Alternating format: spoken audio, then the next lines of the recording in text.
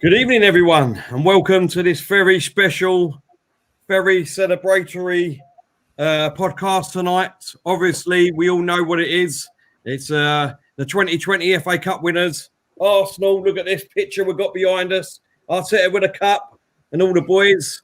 Three of us are in the dressing room. I don't know where you are, Stan. Whereabouts are you, mate? We're in the dressing room. Sat in the land with a little cold one with me to celebrate with all you lads and everyone in the chat box. 14.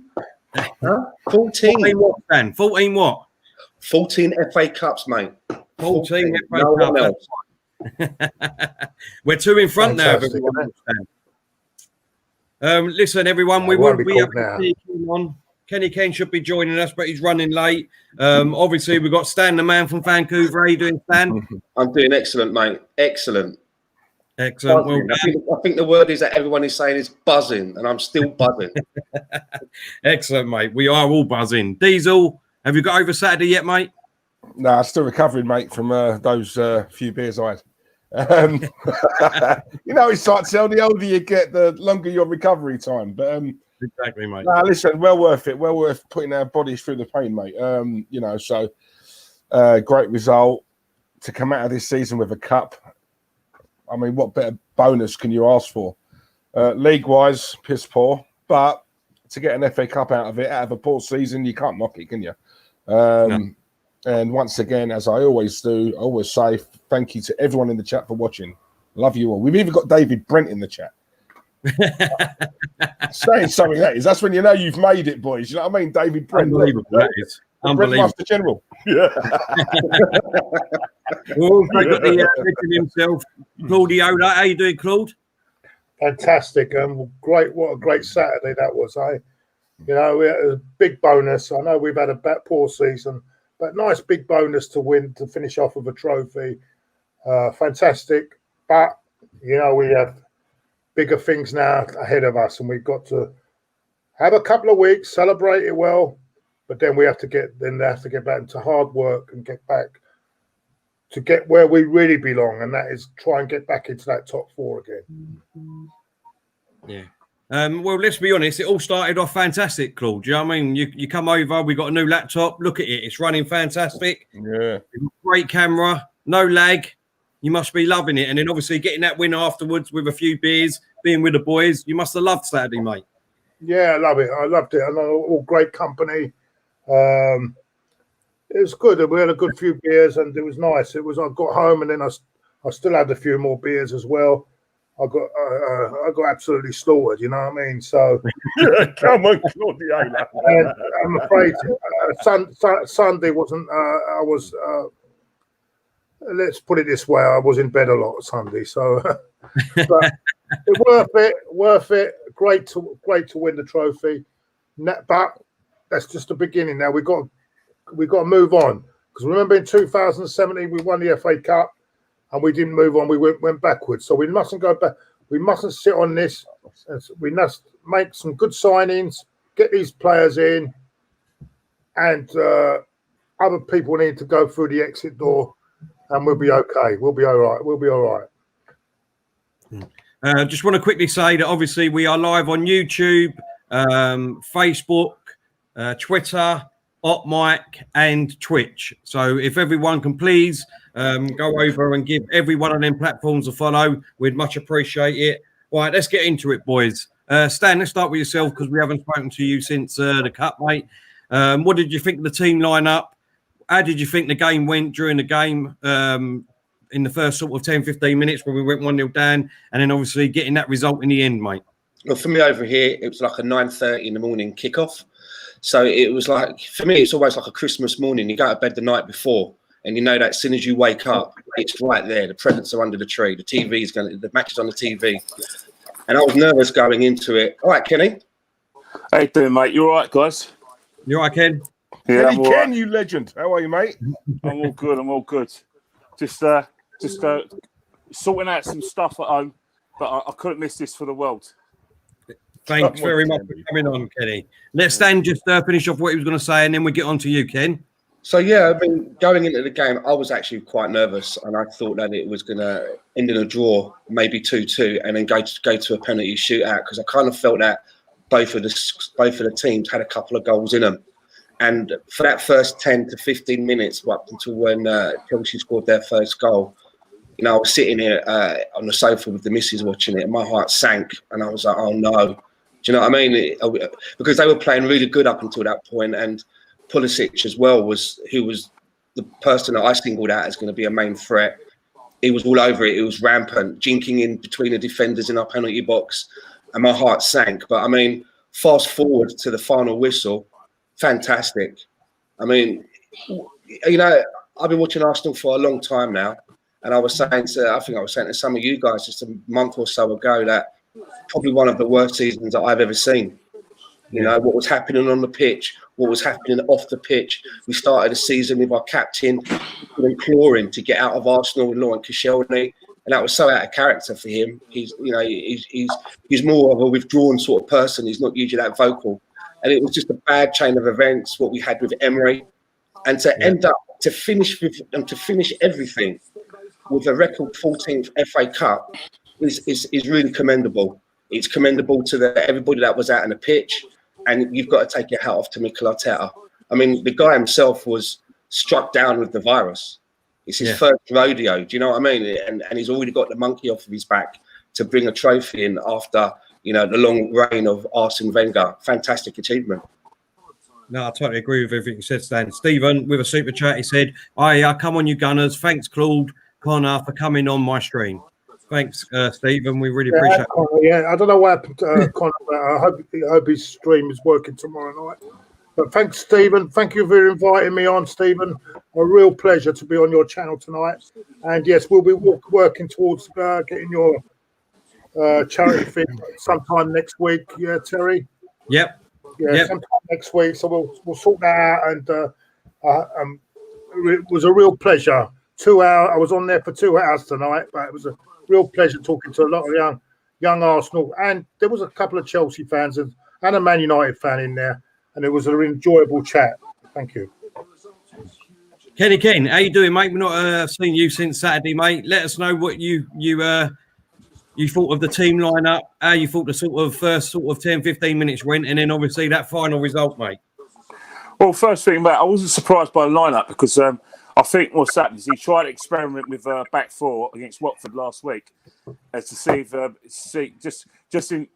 in case Chelsea played a different lineup way if Willian was playing, but I think he had to change his mind because it was a bit of a disaster because Watford were making inroads. The lineup, I kind of expected it. Maitland-Niles was always going to be playing for me. It was just depending whether he's going to drop Berra in or bring Saka in the team. Hard on Saka because he's been really playing well, but I think at the moment what this team because of the poor season we had needed a trophy for their morale, and also I think it gives it basically the manager needed it not just so much for his own ego because all managers got ego, but I think he needed it in order to convince his players. But this is what I want to do. You know, if you play this way, these sort of results will happen. So in that respect, we needed that victory. I ain't gonna lie. For large parts of the game, Chelsea were the better side. I ain't gonna lie. Before when they scored and up until we got that disallowed goal, they were controlling the tempo of the game, and we were kind of panicking because they had the extra body in midfield. But we didn't panic. We managed to find a way of playing like the long ball, which has got nothing to do with it. I always thought that our pace was the only way we're going to get in front of Chelsea. And then when we went the first half, I thought, you know what, we needed a second goal just to cement it because I knew that Chelsea would come out strong in the second half. And they did come out really strong. You know, they were starting to get their passes out. Kovacic and Jorginho was starting to, control the midfield. And Mount was making runs, and Pulisic, made that kind of run. But for him, when he got injured, I think he turned us in a bit in our favour. Then we got the goal, and then they had the sending off, which I thought was a bit unfortunate, to be honest, because when I looked at it, I thought, come on, both legs hit each other. But after that, I think it was very difficult for Chelsea to get back in the game. By trying to win it, they got themselves for another injury. On the whole, it just shows you one thing, right? Is that you don't have to be the better team to win. Sometimes you have to, don't panic, keep your shape. Always remember that you've got an outlet, and you can win the game. Last year in Baku, we kind of panicked when Chelsea went 1-0 up and 2-0 up. Then the panic stations happened.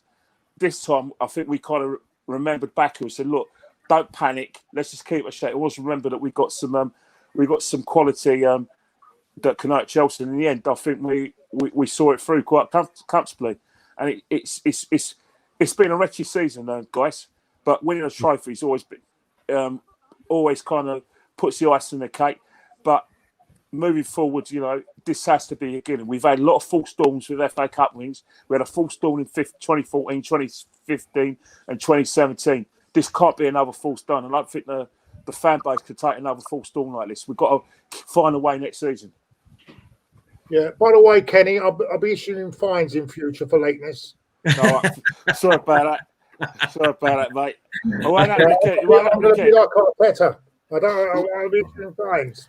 Actually, Arteta has the wheel of fortune. So basically, if you have the wheel of fortune, I could either buy everyone dinner, have the fine, or I'll be on a final warning.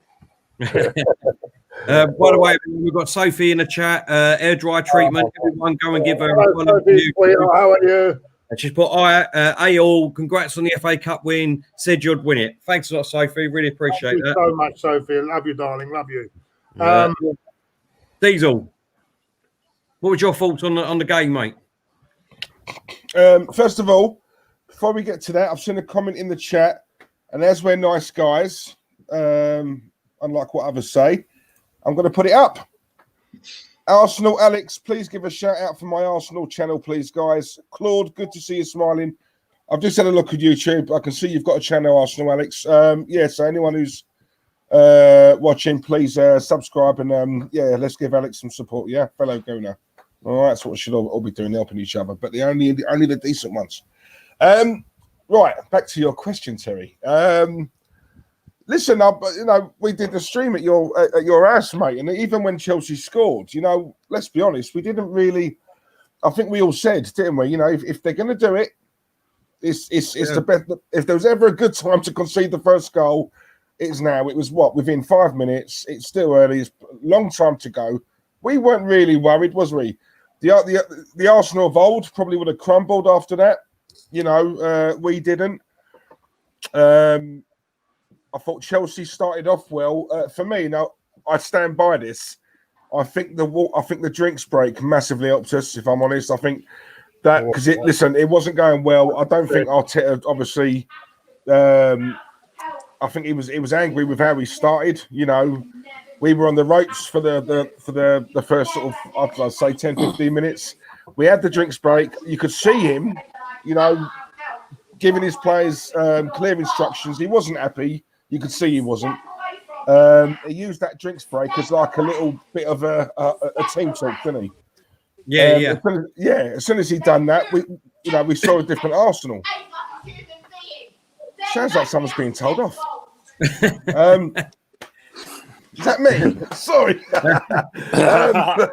that you, Kenny? Right, so background. Oh, thank God for that. I can hear someone saying, "What is that Diesel talking about?" No. All joking aside, we all said we would win. Goes home quickly. Go on, at night. Nobody gets home quickly at night, Kenny. Oh, here we go. Go on, Dave. Yeah, go on, mate. Yeah, good, great, great result. I don't want to be negative, great for me. As I touch on slightly what Kenny said, it's been a piss poor season. We've all said that. There's no getting away from it. We finished where we finished. League table doesn't lie. All of that. The FA Cup for me is a bonus. It's a bonus in a poor season. That's all it is. It's a bonus in a poor season. It's great. We celebrated it, and obviously some of us still are. For me now, the transfer market for me. Let's not rest on our laurels because let's build on this, right? We need to build on it. And a few people in the chat room have said it. It's not so much about how much money we spend. It's just the right recruitment. It's buying smart. We don't necessarily need the big name players, right? Yeah. We need the right players to fit into the system that Arteta wants. Me personally, I'm more interested to see who we sell because for me, we need to clear the decks. The FA Cup final, we played great, and obviously, we got the result. But sorry, a lot of these players have still got to go. Nothing they do now will convince me otherwise. A lot of them have got to go. So I want to come on. I'll come on to the transfers later on because I've got all that up, so it's not a problem. Claude, give us your thoughts on the game, mate. I thought Chelsea were out of the blocks quick. I thought Pulisic would look like he was running the show. I think the drinks break was a blessing for Arteta because he could get them off the pitch and have a little chat with them. I think he changed it around a bit and put Holding there, he changed it a bit there. So it worked in our favour, the drinks break. Although I don't think it should be allowed 20 minutes into a game that you can chat to your players, but I don't think that's going to happen next season. It will, Claude. Claude, it's going to happen because you've got to think about it. You look at it logically. We've got the European Championships plus the season afterwards. We've got the World Cup. It's all about the players. Whatever the players want now, they're going to get. If they want 5 subs, they're getting it. Plus the drink breaks. Because we're asking. We've got a condensed football program. We're asking the players who are the goose that ate the golden egg and who we rely on for entertainment and good results to flog themselves. So we've got to meet them halfway. There's a lot of conditions that we're going to have to do with that. You know what I mean? But I will say, I'm going to say this, Terry, and I know you're not going to agree with me, right? But I will say that a lot of luck. I mean, that's the FA Cup, right? Because you have luck. Remember Sunderland? I remember Sunderland in the 70s when Leeds absolutely done everything but score, and they won the game. Yeah, and I remember games like Wimbledon beating Liverpool and things like that. Things happen in the cup final, but we had our luck as well because they had a Pulisic and Aspilicueta. I think I'm not if I said it right. I don't know. 2 very key players in their team went off injured. So they found it difficult to cope with that, I suppose. And then they had the player sent off. I think we had a bit of luck with the decision. And I'm going to accept it. I'm going to accept it. I thought Anthony Taylor, right, was absolutely useless on the day. But I'm going to take it because I don't moan when the referees give it against us. I'm not going to moan when they give it for us. Do you understand? This is the way I look at it, right? That's out of our control. What the referees do, that's it. We can't moan because we cannot moan about the decisions that have gone against us after what happened on Saturday. Because on Saturday, that Anthony Taylor was absolutely rubbish, completely rubbish. I heard DT say that he was spectacular. Well, I'm sorry. That's only because your team won, or our team won. So I've got to say that. I thought we rode our luck. It was great to win. I enjoyed the win. But it also shows that we still got a lot of work to do in the summer. And what I mean by a lot of work, I mean we need to get 3 or 4 players, 4 players possibly in, and there's a few that need to see the exit door. I'm hearing Arteta's calling about 8 or 9 players. Whether he can get 8 or 9 players out the door is another thing. I don't know, but we shall see. But I'm not a big fan of this transfer window going on to October because that will keep players unsettled right at the start of the season, which is I think that what they done last year was right. Why they're doing it going back to this again, I don't know. It should be 2 days before the season starts, deadline. Because otherwise you start the season, you don't know whether your players are coming or going, and that unsettles all the teams. It's all wrong. But going back, I thought in the end, Aubameyang was class. I thought Pepe had his best game for Arsenal. I thought it was superb. His heart, not just his work rate was incredible. I thought everyone done their job.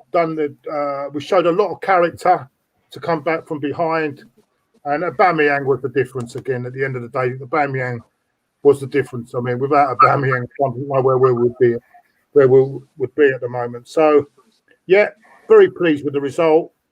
But at the end of the day, we got the luck, and that's not anything. That's not against Arteta. That's just saying it.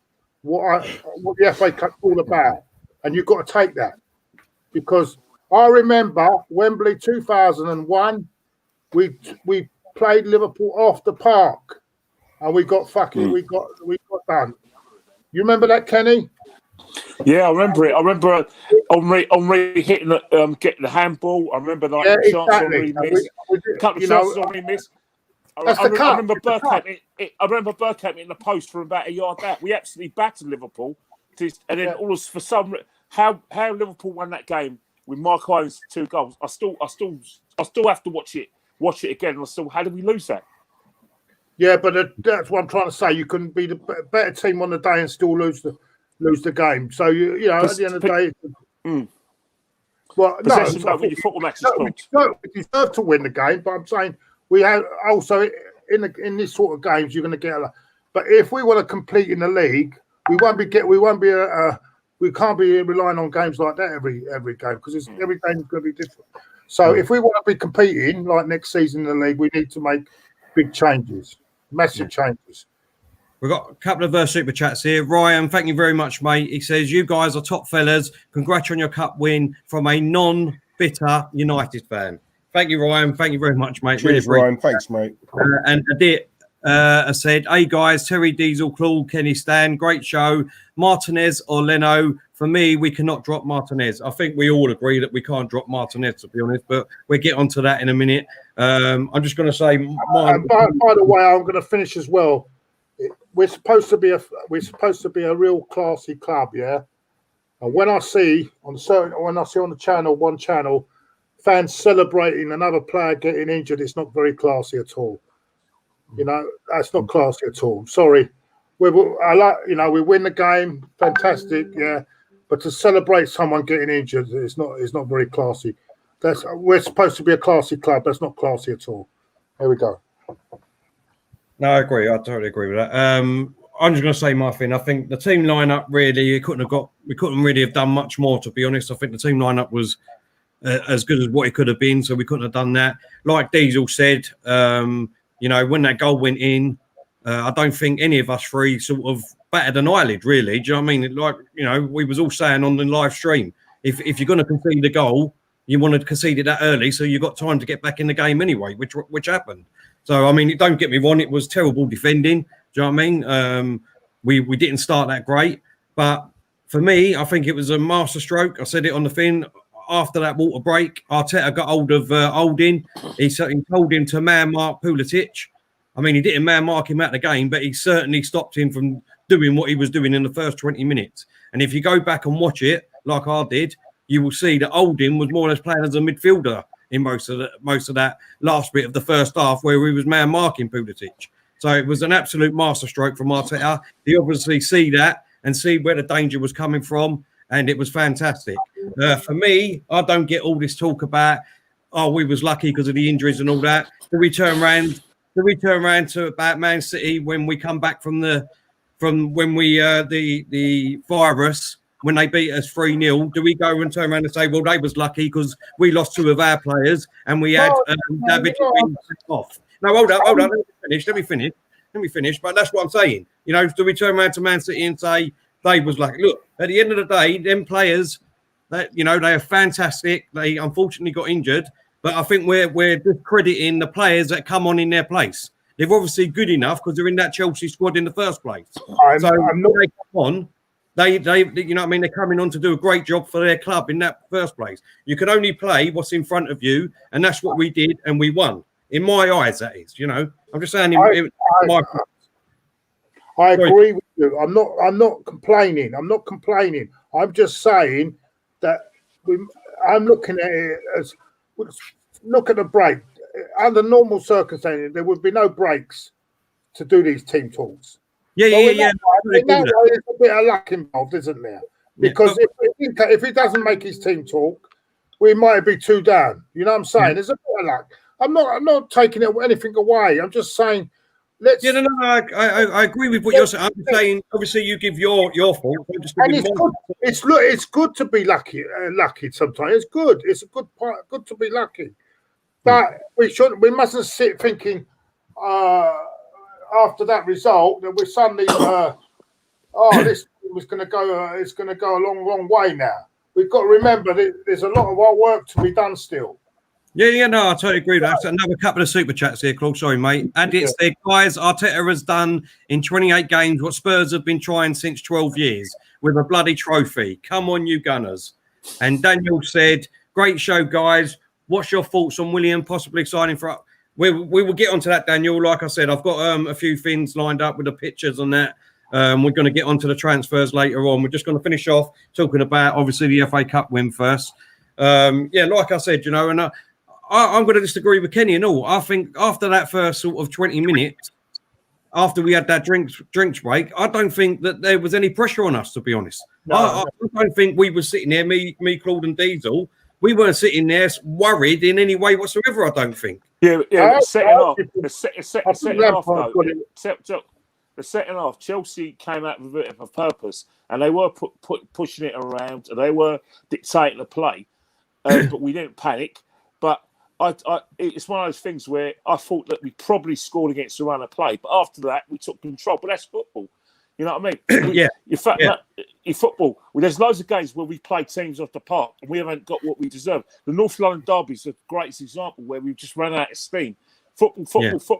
Trouble with football is that it's a 90-minute game, and in a final, if you've got quality like we did up front with Aubameyang, you can't just talk about possession. Frank Lampard's interview was spot on for me. Everything he said about us, Chelsea were happy to have the hello Alex, I'm all good, mate. Have the possession and started showing off and playing sideways passes. That's exactly what they did, and that let us back in the game. They weren't clinical enough, but that's their fault.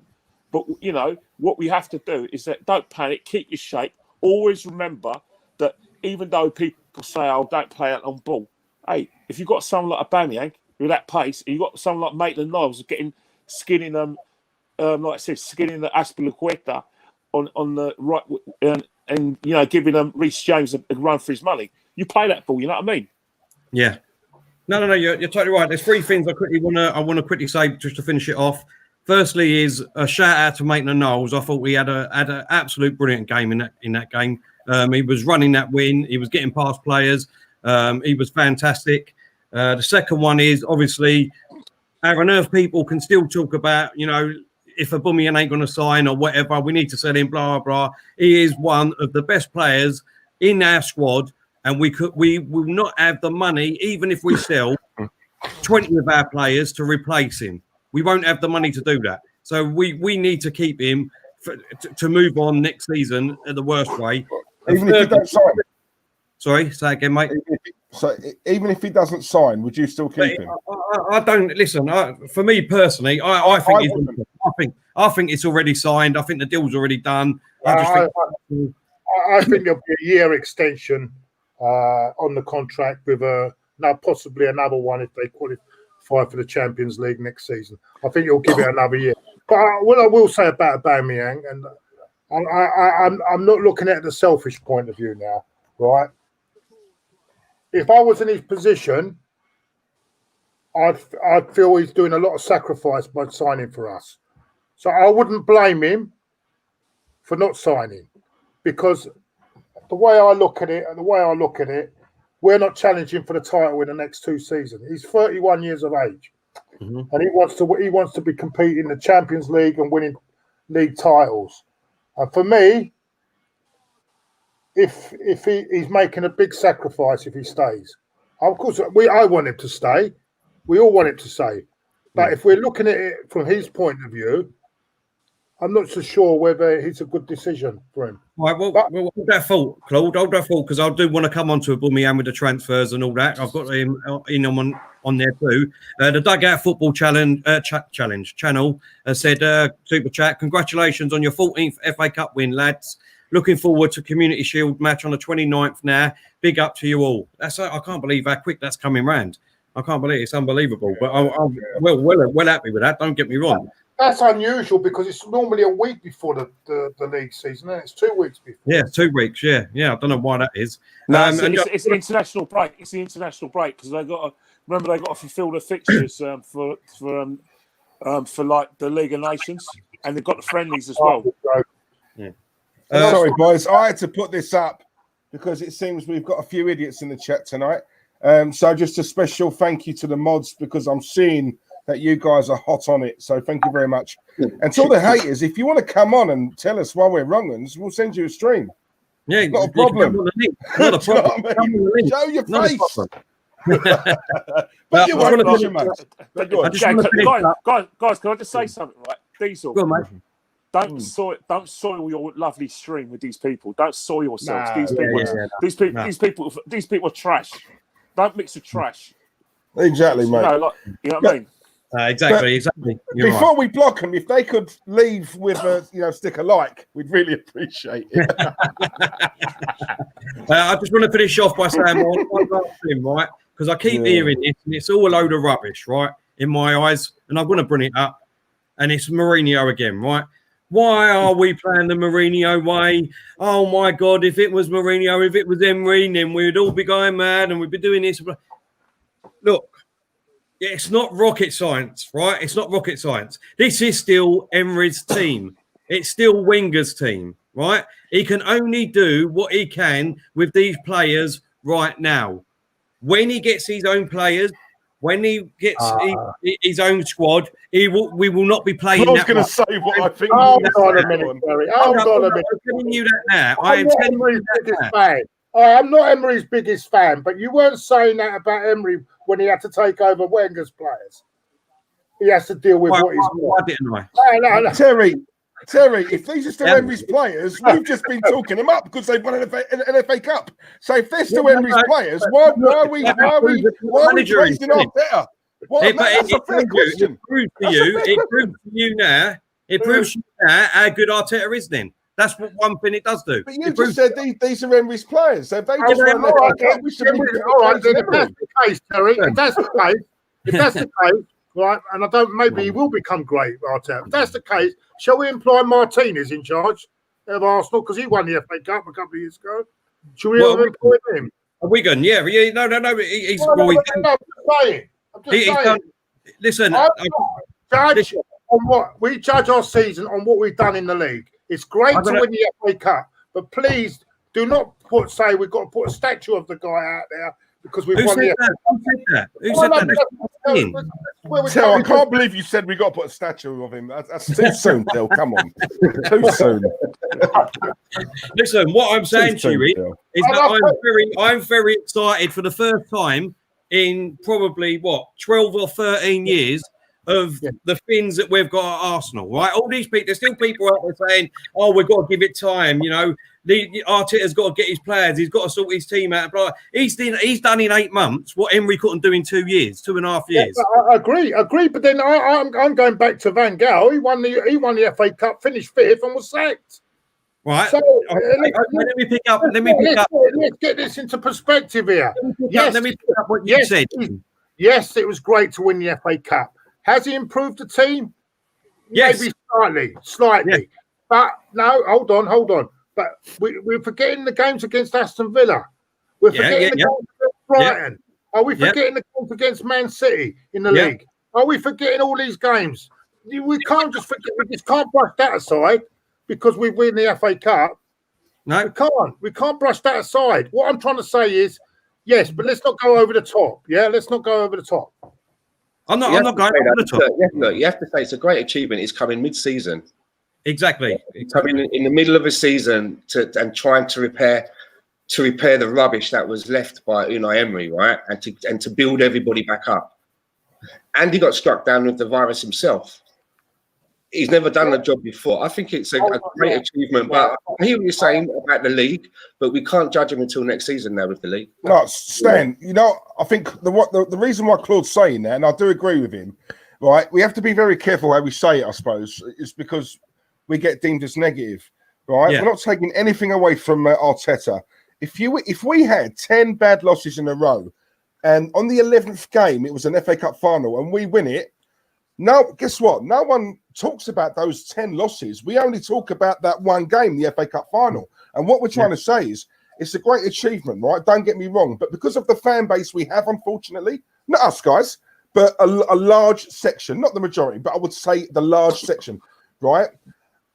You know, he's the second coming. Not so much Arteta, but these players, they're great. Let's sign them up.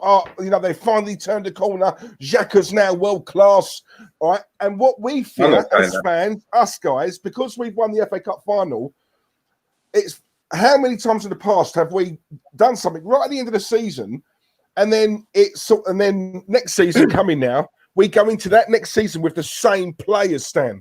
Do you know what I'm saying? That's what I fear. That'd be foolish. It's not us guys on this panel. It's not us guys. We're saying this because, unfortunately, because a large section of our fan base, and we see it all on social media on our phones, that's why we feel we have to say what we say, because of that 2-1 win, everything else previous to that has been forgotten. You know what I'm saying? That's what worries me.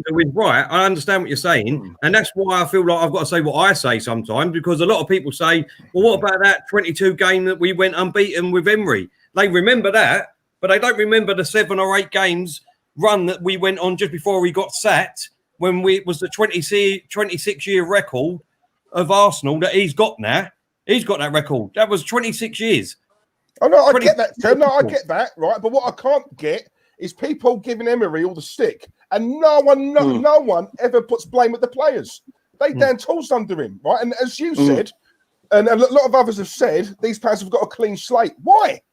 No, they still picks up their wages on a Friday. Do you know what I'm saying? So, it doesn't. I've worked under bosses. I can't stand till. Guess what? If I don't put a shift in, I'm sacked.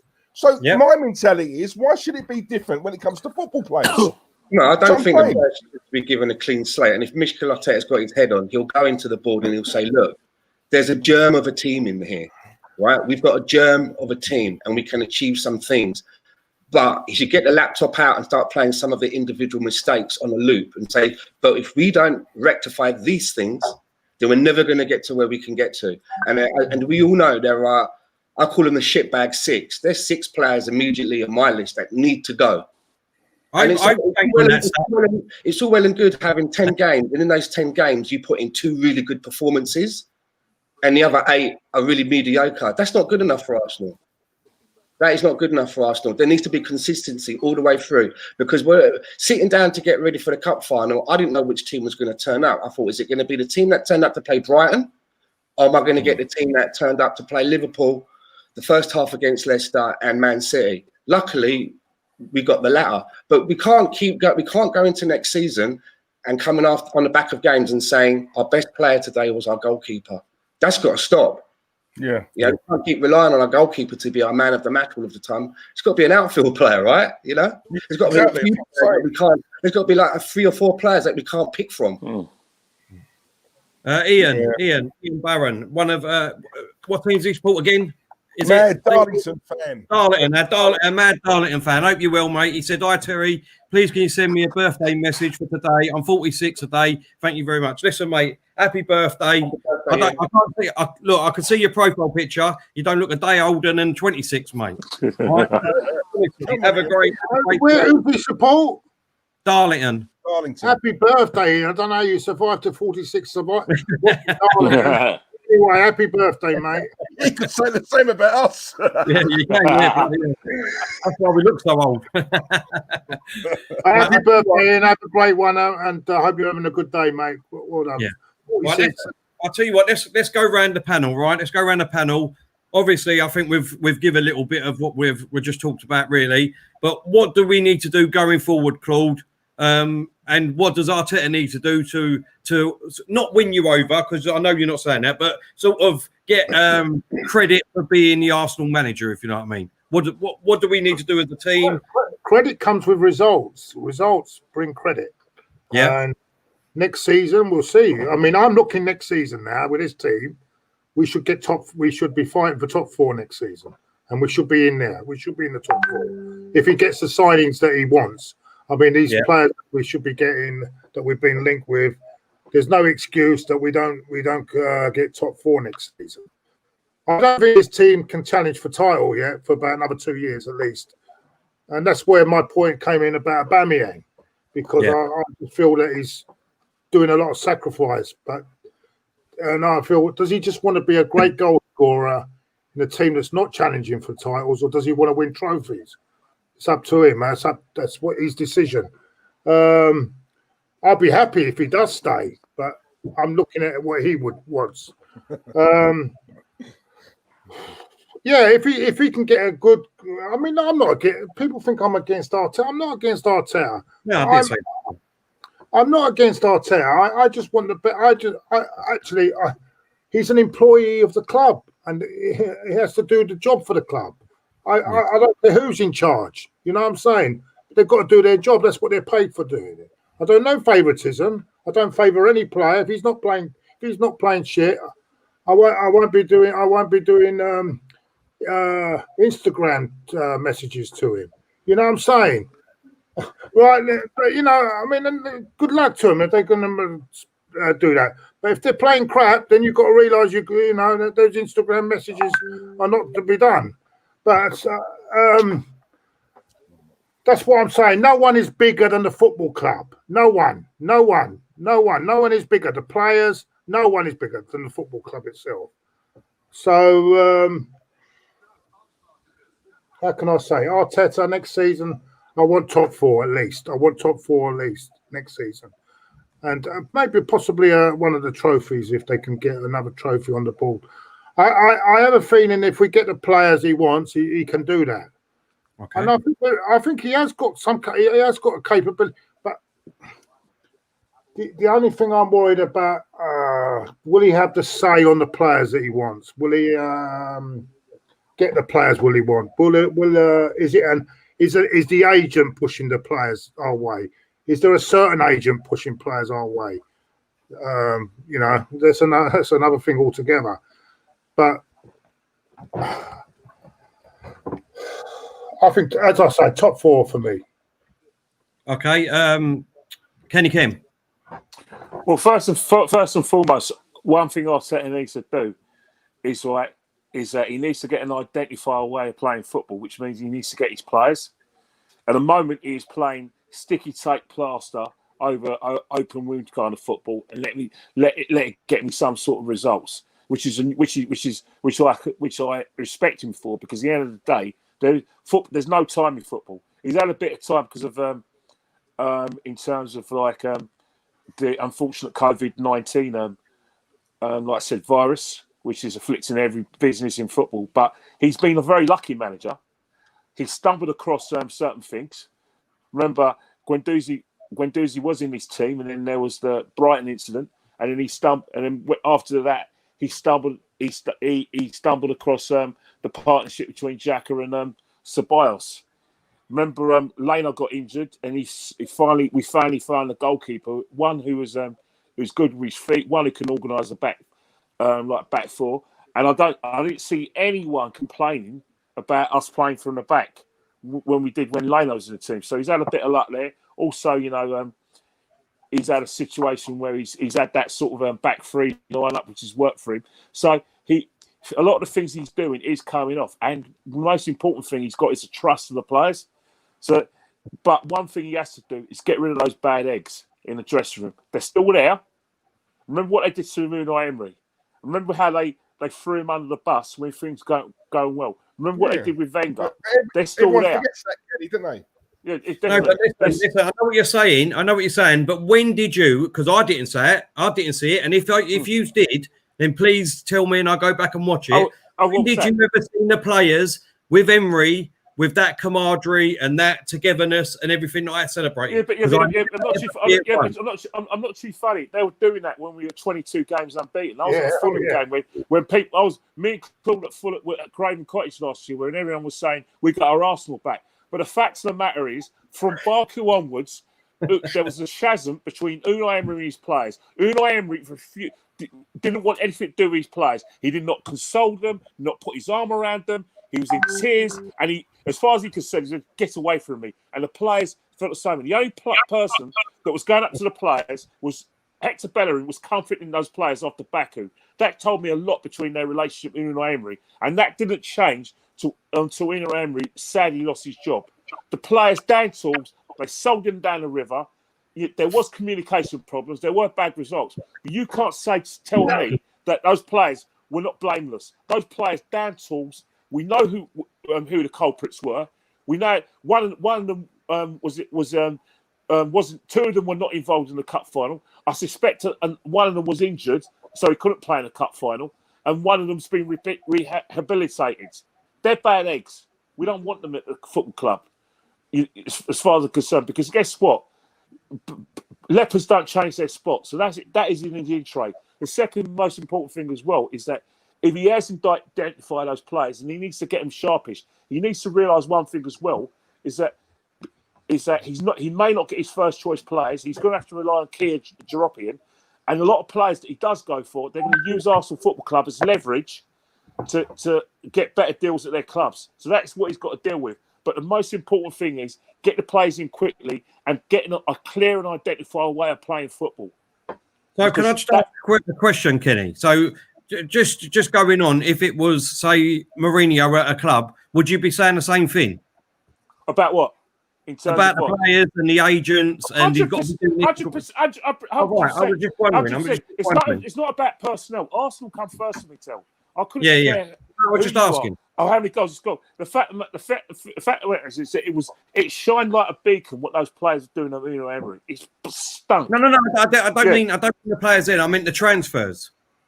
Well, in terms of the transfers, let's just if you want to look at like the transfers, it is what it is in football nowadays. You know, Man United have got a bunload of money. They outspend Man City, and they have in the last 2 seasons. Man City are rebuilding. You know, you've got Chelsea that have managed to save money for 2 transfer windows, but Arteta still has to find a way. It doesn't matter. How much money their rivals spend and whether they got bigger squads. The alpha and the omega has to be the top 4, and then afterwards it's challenging. Anything other than the top 4 next season is a failure. So, I don't make the rules up. I'm just talking about how a top team progresses into winning the title. The top 4 is a must next season, and the season afterwards, it's got to be a challenge and at least the semi-finals of the Champions League. That's progress. We've had so many transitions over the last few years. I think Arsenal fans have had enough of transitions. We've had enough of pretending to be outraged by Chelsea's money and saying be outraged by Man City and saying that they won the lottery. Come on, man. How many times have we heard the word project? Even in the Wenger days. How many times? We need in terms of the project, right? We need to see. We're waiting at A level GCSE results next year, and they better be passes. We only want A. The pass marks are A, B, and C, which means the top 4, and then afterwards the championship. Nothing would do it any less. It's not. That is in Arteta's in trade. We don't want to hear, oh yeah, it's his first job and he's out of luck. Luck counts for nothing now. That is what we demand. Then why didn't we jump on Emery's back like that then? Because we did. No, we did. You did. You did. I did. No, I did. But you did. You did. Another people. Listen, after Baku, yeah, but Claude. Everyone used to say I was his first year. That full. Claude. No, that's not true. That is not true. That's not true. That is not true. Tell you go and try after Baku. Emery before Baku. Before Baku. We should have got the spot. We should have got full spot. Yeah, we fucked it up. Yeah, but hang on. Hold on. Claude's in the. Yeah, hang on. 1 minute, Claude. Claude was calling him Dick Emery. He wanted Emery out pretty quickly, and others did. It's not a case of giving them time. I'm just saying it's not about Arteta or whether he's playing football. The fact of the matter is there is no negotiations anymore. We want the top 4 and then challenge. Anything else is a failure, Tell. Doesn't matter whether it's not a dig against Arteta. Kenny, the reason I wanted him out, because when you lose your players, you've got to go, mate. Yeah, you're right. And I respect that. But the fact he lost the player. And I thought what he done some stupid things. Crystal Palace playing Cole Jenkinson at right back. I mean, come on, Kenny. He wanted to win the Europa League. He wanted to win the Europa League. Yeah, but you can't do that. Throw things all in one by. But in fact, he's gone now. You make sure your league and the Europa League, if it's there, but end of the day, I hear you what you're saying, Claude. But Unai's gone. This is in Arteta's in trade. Your fans could. It's not a case of me being out of order and trying to be over dominant. It's just I don't make the rules up. I'm just talking about genuine progress and genuine progress is playing in the Champions League in the 21-22 season, and then challenge the league in that season. That is genuine progress. Anything else? And the money's there to spend. While I'm here, all them people that put the plane over, Kroenke out, well, you should be thanking Kroenke for Pepe, who was one of our best players on Saturday. £72 million paid out by Kroenke. So shove the plane where you, whatever. There you go. Stan, just before we come to you, mate, we've got a super chat. Sorry, Deegs, I just had to put this one up. There you go, with your plane. Is that Romeo's cousin? Romeo Cousins done. Romeo Cousins done. Is that Romeo done? If Arsenal made top 6 next season, I'll play Claude's rent for a month. Everyone above them this season is spending. Arsenal trying to keep their best. I don't agree with that, but we'll come back to that in a minute. That's about the transfers and all that. But Stan, what's your thoughts on next season? Obviously, with Arteta, what are you expecting, mate? You know, I'm really encouraged with what I see with Mikel Arteta, and sometimes it's the little things. And so something that I really noticed during the FA Cup, and it's going back to the water breaks, and my missus noticed it, and I put it out on Twitter. It's like during the water breaks, Mikel Arteta is doing everything, using every ounce that he can to continue to coach his team, to improve them, to guide them. Frank Lampard, he's like biting his fingernails and scratching his arsehole. I mean, it's just the little things for me that I notice, you know. And like Kenny says, we're playing, he called it sticky tape plaster football, and we are. I mean, I don't think that the formation that we're playing and the style that we're playing is what Mikel Arteta actually wants to play like moving forward. But what I do like about the way that we're playing at the moment is that, unlike Emery had a system that he tried to enforce on the players, and he didn't have the correct players to play that system. Exactly. So rather than trying to find an alternative and fit a style with the players that he got, he started trying to put square pegs into round holes. And what I like about Mikel Arteta is that he's shown a little bit of nous, and he's taken a step back, and he's gone, okay, we ain't going to be able to play the way I want, the formation that I want. It's quite clear to me that he would prefer to play 4 at the back if he could and have that extra man in midfield. But he's looked at his players and he's done sticky tape plaster football. He's managed to find a style that works with what we've got. And you've got to commend him for that. Some managers, it takes them a while to twig on something like that. They dig their heels in and they try and persevere with the same system week in, week out, hoping that it's going to change. He's looked at it and thought, now fuck that shit. You know what I mean? We need to try and get some results now, and I want my players to get confidence in playing again. So let's go to a different system. They can get a little bit of a rhythm. The football might not be pretty, but we went to that little spell where it was like 3 or 4 games where we kept a clean sheet.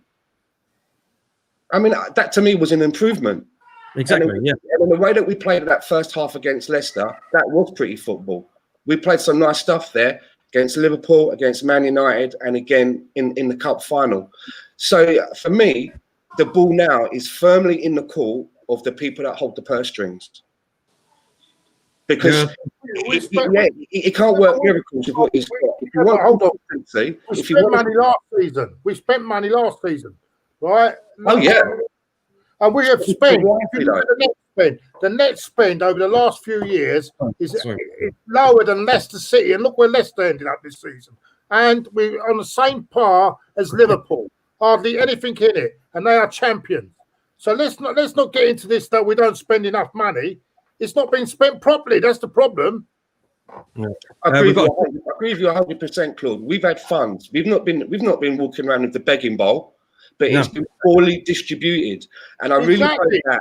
This is the problem. This is the problem we've got. This is the problem we've got. Until we have an owner that understands football, right? I actually understand. He has to rely on people like the people that underneath him to get the right players in. So until someone comes up with a lot of money and buys Kroenke out and has the football knowledge and puts football people on the board, we are going to be in the same situation, whether you get rid of Kroenke or keep him. It's all bullshit, this business about Kroenke. All bullshit. Because we spent 73 million. He spent 73 million, he got Pepe. And Pepe was outstanding Saturday. So are we going to praise him for that or not? Are we going to praise him? Or are we going to fly stupid planes over? We've got a super chat here from Chadwick Moffat. He said, "Did I just hear Claude misses Cole Jenkinson back at Arsenal?" It's good that we got Pepe. The downside to that is that the manager. He's joking. Sorry. The manager didn't want Pepe.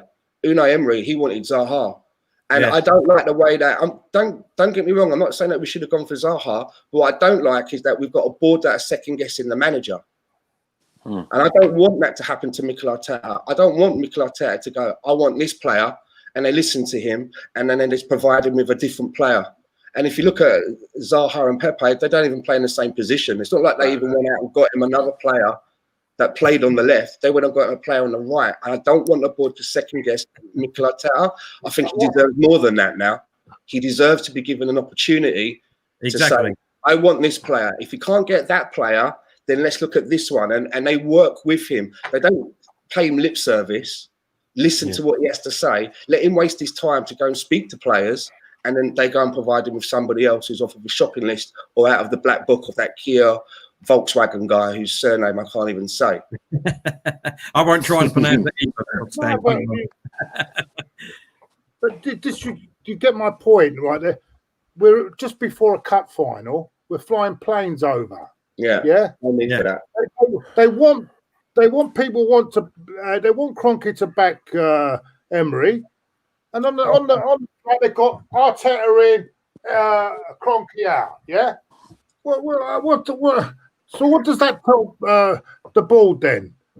I mean, you want him to back, but you want him now at the same time. Well, find me an owner that's going to put the money down to buy the football club and do exactly what you want him to do. I'll wait and see. Go on, find me one. Go on. I'm asking all these people. Super chat, come on. Super chat here, Claude. I'm asking people. I will get to that in a minute. Let me finish. I'm asking people out there. Get me the owner in that's going to put the money down and buy and get the right players in, and get the recruitment staff to get the right players in for the money. And then we'll talk. Anyway, go on, carry on. Listen, I mean, we could have fucking Mike Ashley. You know what I mean? We'd all be crying then. Let's be honest. You know what I mean? Exactly. So DVS Dallas with a super chat, he said last 7 games, I love this bit, we're beaten Pew, City and Chelsea. That is incredible improvement. Remember, no one thought he would win those games. We are improving. Exactly. And not only did we beat City, Emery didn't in his reign either. So there's another thing about Emery that he couldn't do. He couldn't beat City either, right? Let's move on. Diesel. Emery beat Chelsea and Spurs, though. Just saying. Yeah, but and what? Emery beat Chelsea and Spurs. No, Emery beat Chelsea and Spurs. Just saying. And what have Chelsea and Spurs done this season? Apart from Chelsea have got in. All I'm saying is just that. Why don't you just say that Arteta's got?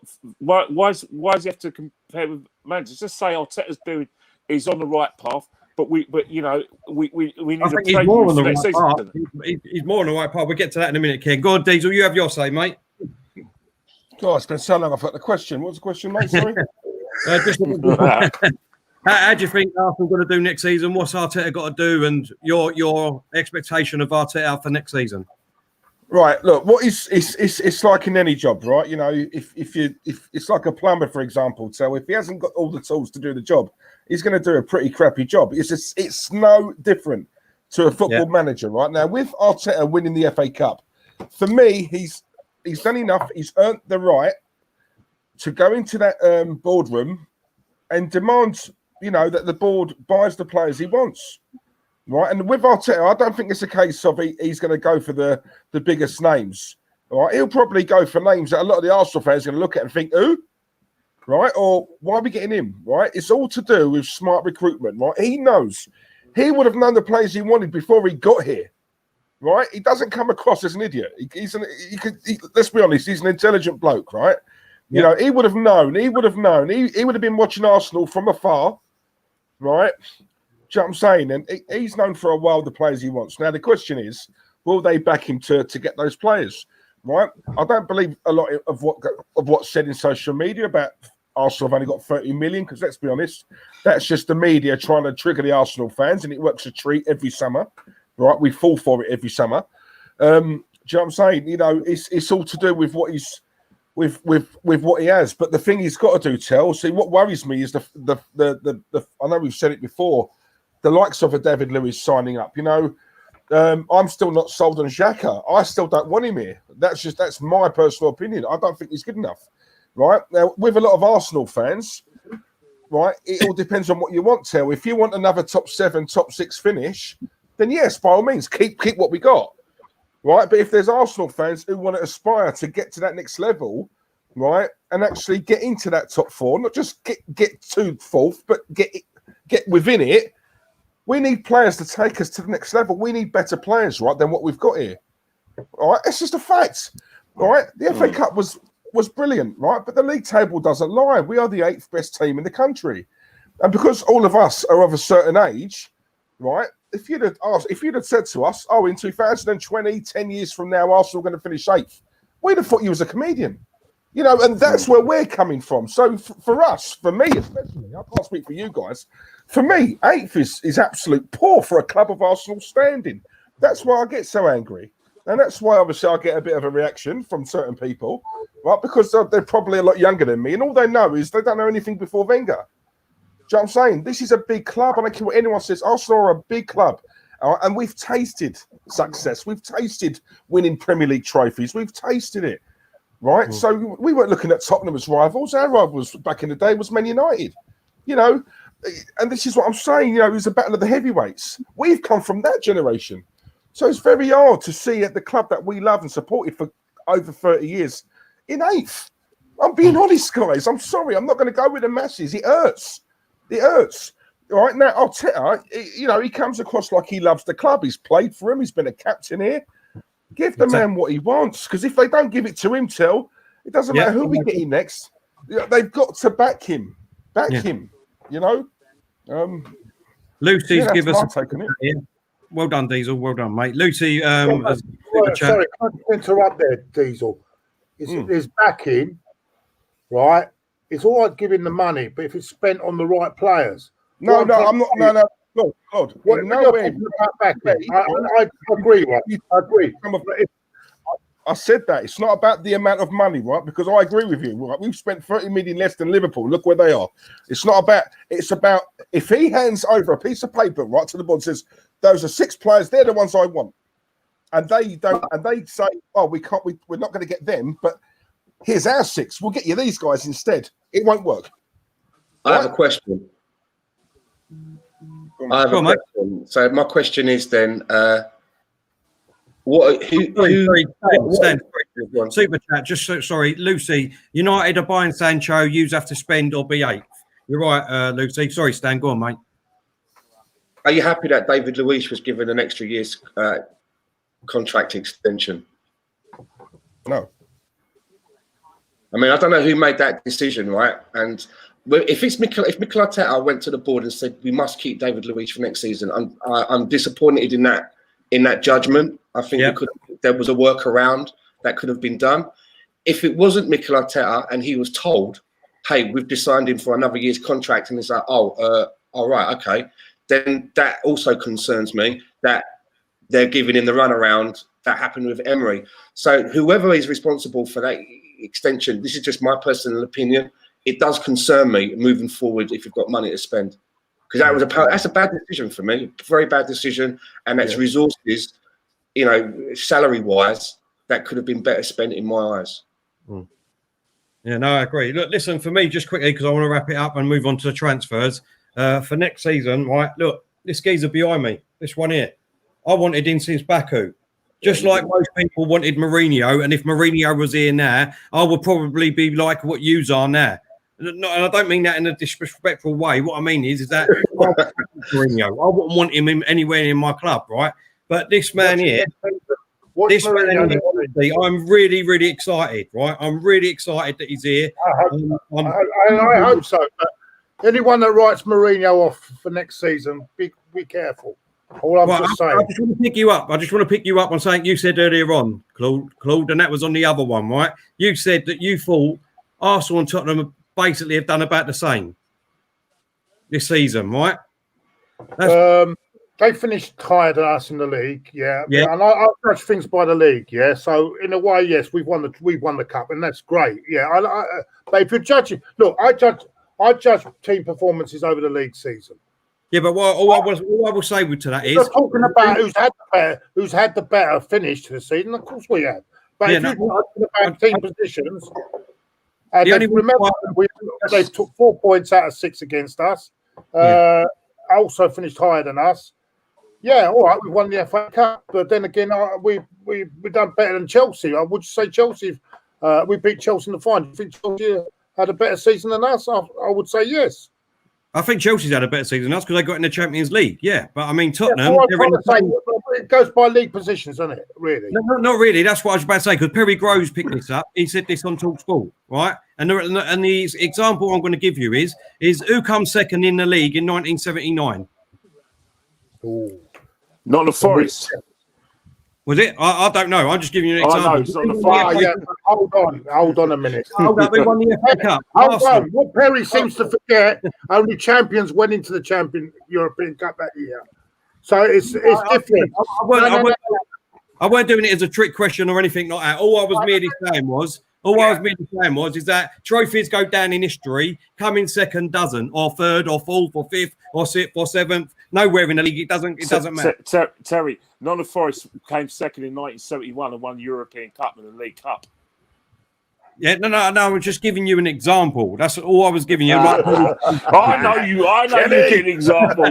You're not getting away. You're not getting one over me. Like that's true. Yeah, they won the European Cup. Oh yeah, that's ridiculous. How's he come up with that, Perry Groves? I'm just telling you what he said. But I'm just saying. Well, I mean, he must have had a few too many to drink then. Tottenham are in the same competition as us, but that's it. We're in the same competition as them. We come just behind them. We've got an FA Cup. I get it. Well, okay, we won the FA Cup. So when Wigan won the FA Cup and we finished, where did we finish that year when they won the FA Cup? Who had a better season? Right, so let me hold up. If you as a Tottenham fan now, who had a better season? Would you be happy as a Tottenham fan the way this season's gone and Arsenal, you finished above Arsenal? When Wigan won the FA Cup and got relegated, we finished. Where did we finish? In the maybe I don't remember. All right, who had a better season? Who? What? Wigan. What? When they won the FA Cup. When Wigan won the FA Cup. Yeah. Well, you keep going on about. You should answer the question because then he said we must finish top 4 next season. When Sunderland won the FA Cup, we've had a crap season. Where we finished. We must have finished in the top 4 because under Wingo, obviously, we was in it for 18 years on a trot, or 20 years was it? Top 4. Yeah, tell what I was saying. Sorry, Claude. What I was saying about the top 4. The top 4 is just the beginning. The next season after that, I want a championship challenge. I don't want the top 4 to be the norm because the top 4. Exactly. I want a genuine challenge. My problem with Arsene was the fact that the Arsene that I knew was all about winning the league. He fell in love with the FA Cup. Then all of a sudden, when he was getting criticised because of their lack of trophies, he decided to go backtrack and say, well, the top 4 was a trophy. And he got praised for that, not realise and he was trying to hoodwink the Arsenal public into saying he had a hard job. He didn't have a hard job in getting the top 4.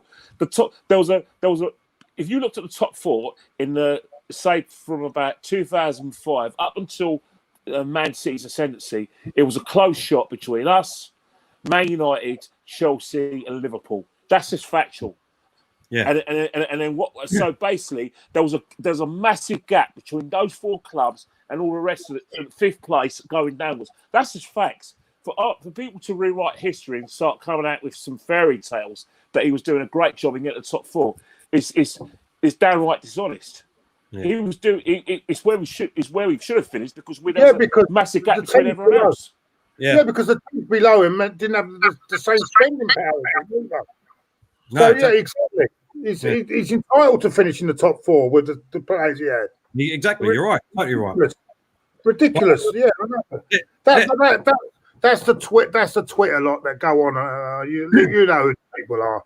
The same old rubbish. Right, I want to move on now anyway, but I just want to say I'm fully behind this man, 100%.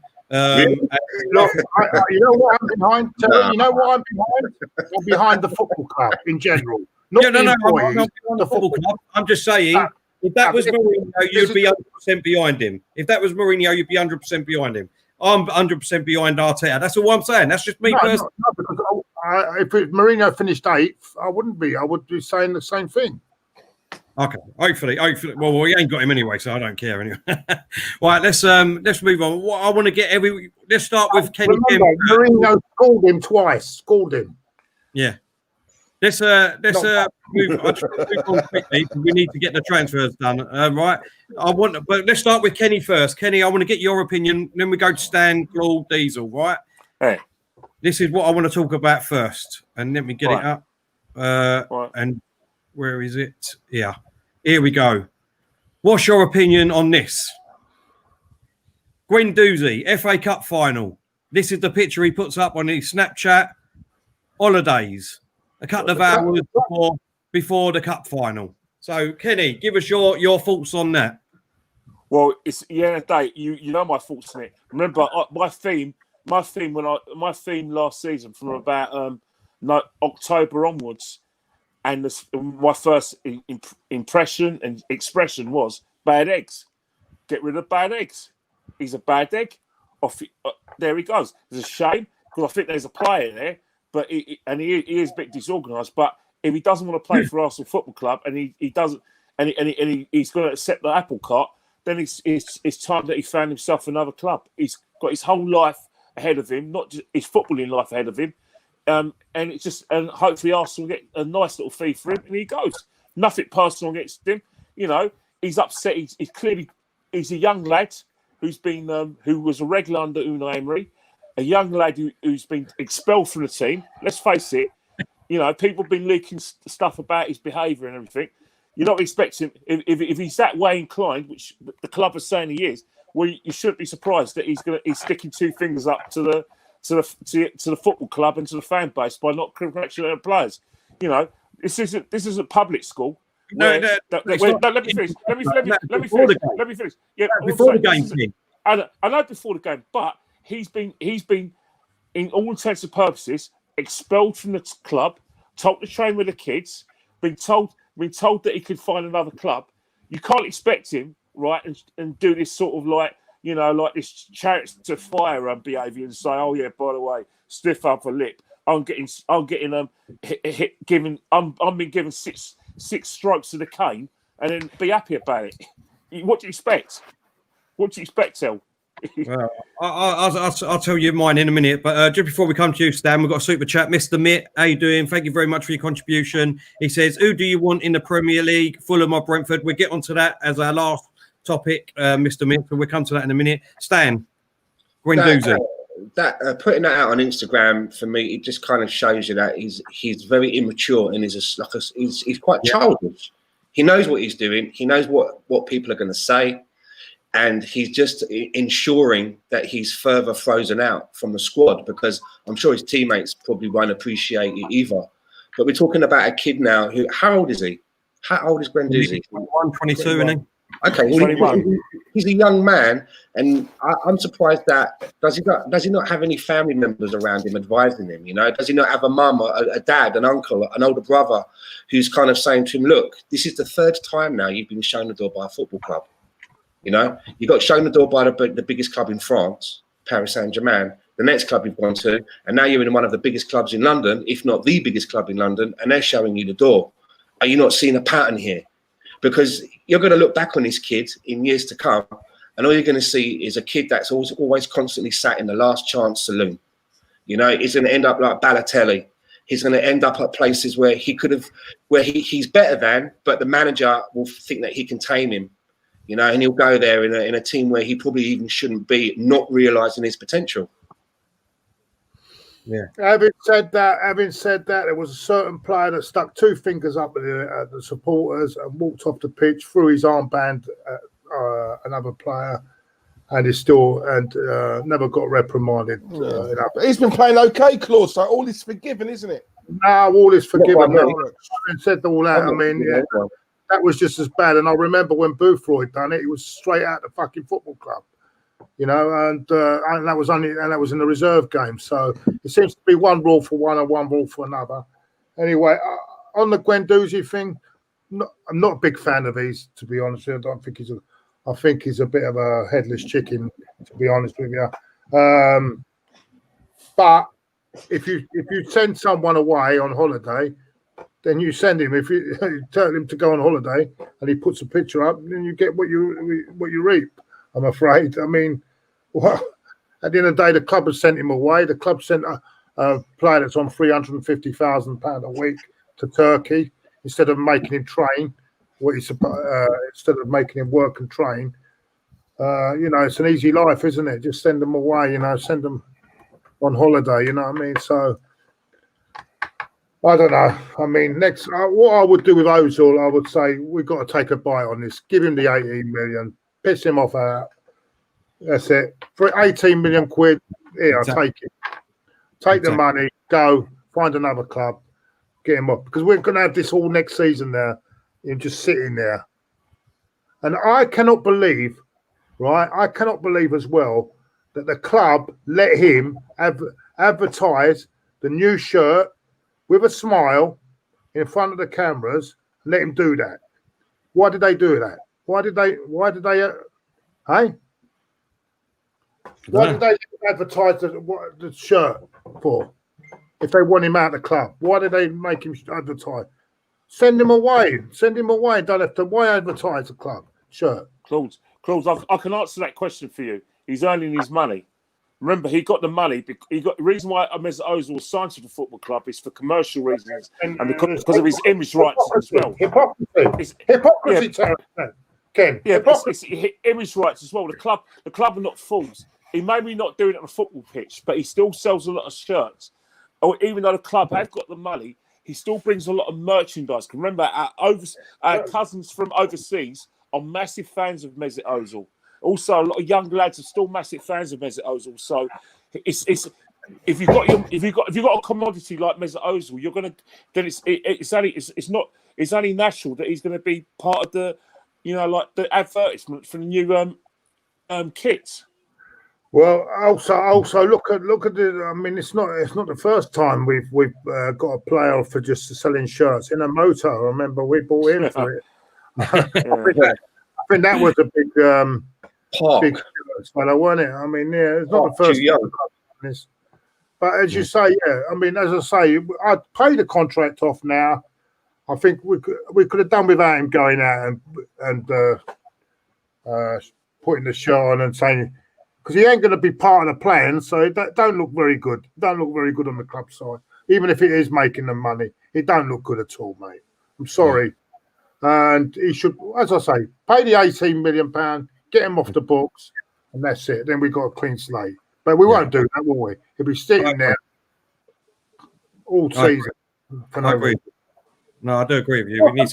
What's the point? We're going to still pay him anyway, so we might as well pay him, get him off, let him find his own club. That's it. What's the point? Can I just say, as a side note, just as a side note there on Mesut Ozil, I mean, on Twitter, Arsenal has about 15 million Twitter followers on Twitter. Mesut Ozil has just over 25 million Twitter followers. He's got more than a club. So it's that's a lot of merchandising from his end, I suppose. Yeah. Big concern. Diesel, your thoughts on Guendouzi, mate? Do you know what, Tel? I've listened to all of you guys say all this, right? And I've got to say, I've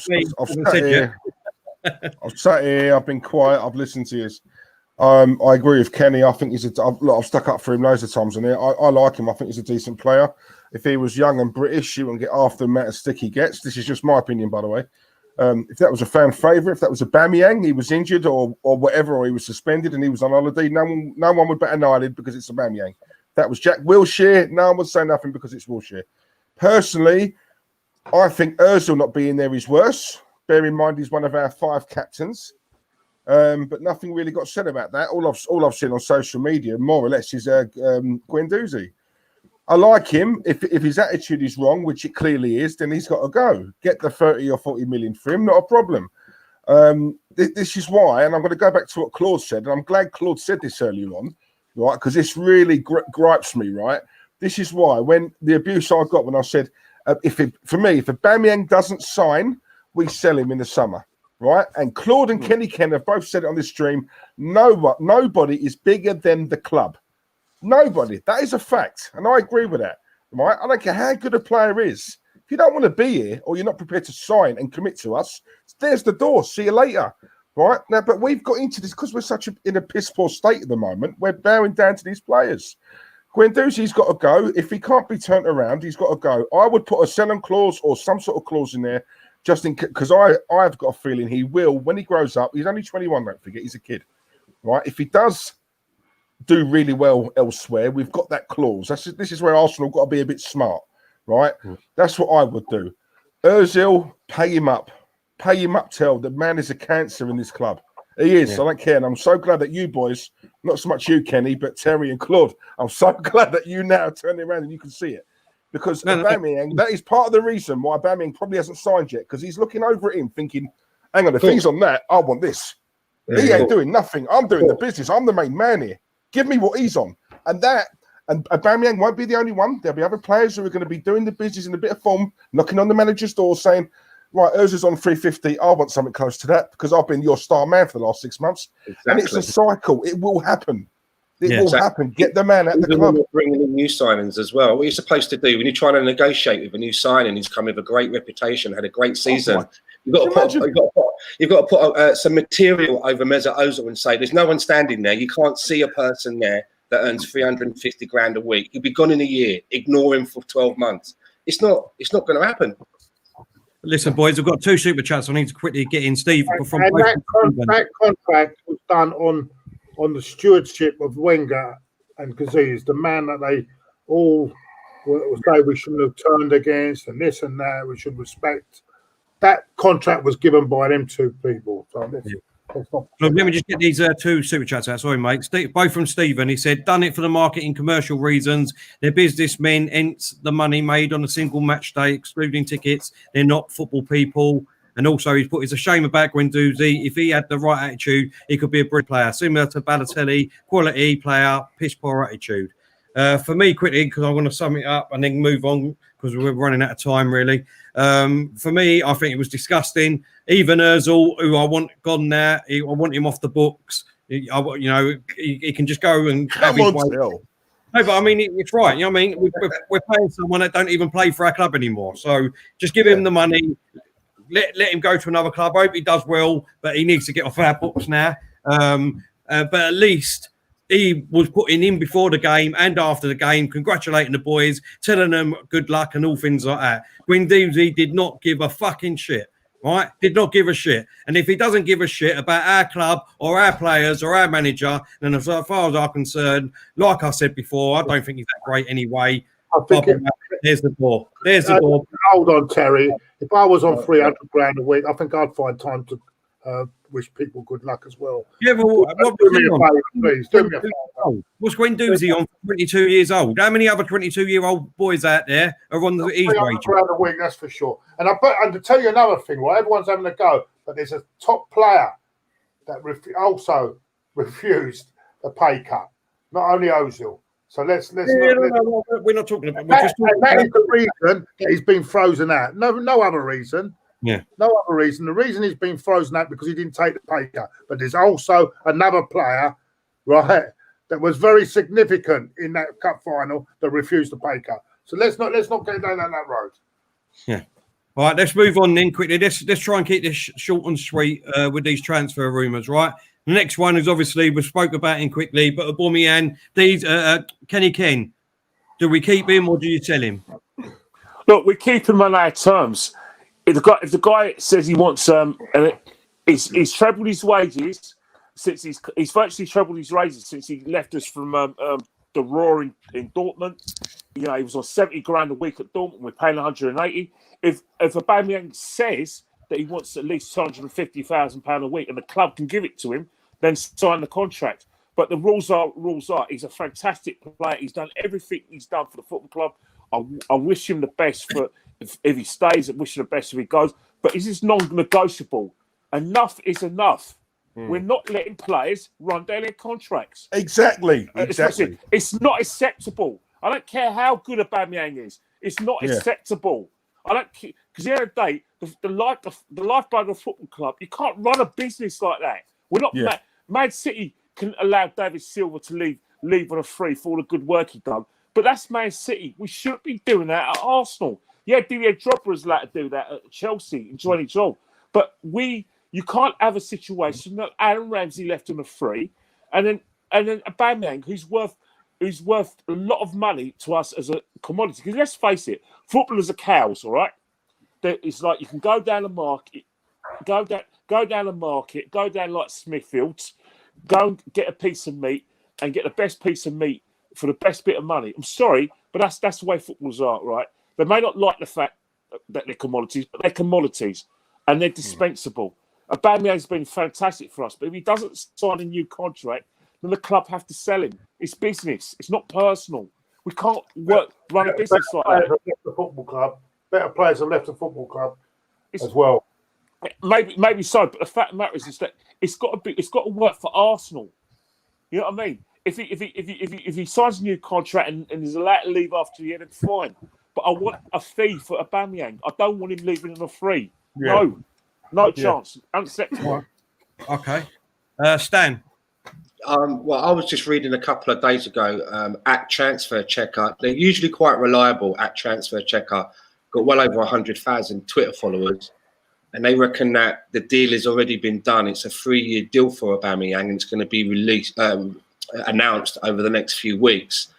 I hope that's true, because then it allays Kenny's fears that we get something back, right? We have him for a couple of years, and then as we go into that last year, that's when we can maybe move him on in that third year and get something back.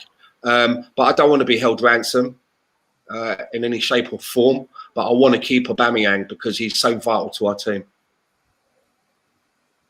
Okay.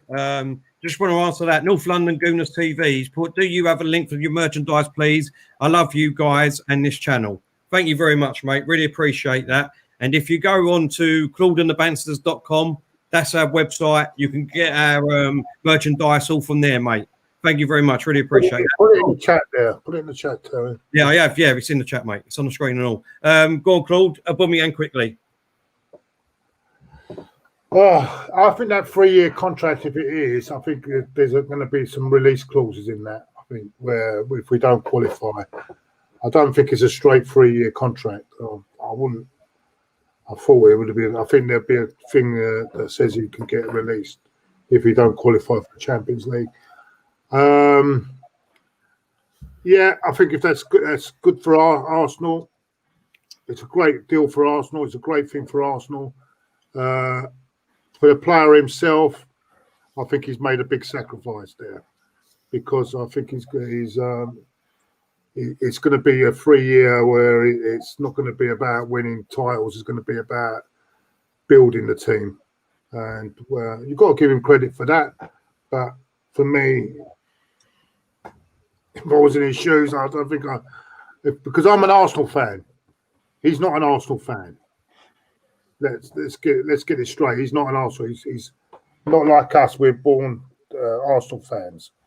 So good luck to him if he don't. And I think it's a great deal for the club. Whether it's good for him, it's another thing. Okay, Diesel. Yeah, if he doesn't, listen. Every word Kenny Ken said, I totally agree. Now I've been banging on about that before, right? All this nonsense about even if he doesn't sign, we still. We keep him and let him run down the last year of his contract, and then he can go into any club. Could be a rival. Anyone. Sure. No. And then he's pivotal for our top 4. Look how many goals he scored this season. We're 8th. So is that a risk I would take? No. You know, and this is what I'm saying.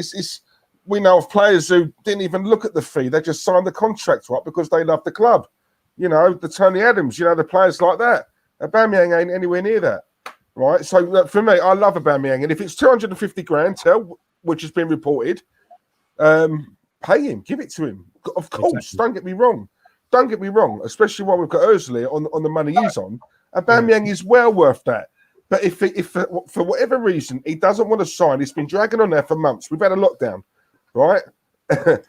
He could have signed the contract then. Do you know what I'm saying? It's been dragging on for months. If he doesn't want to sign, sell him. If you get 30, 40 million for him, so be it. So be it. No one's bigger than the club, in my opinion. I would never ever change that stance. As Claude said, we're born Arsenal fans. We're going to die Arsenal fans.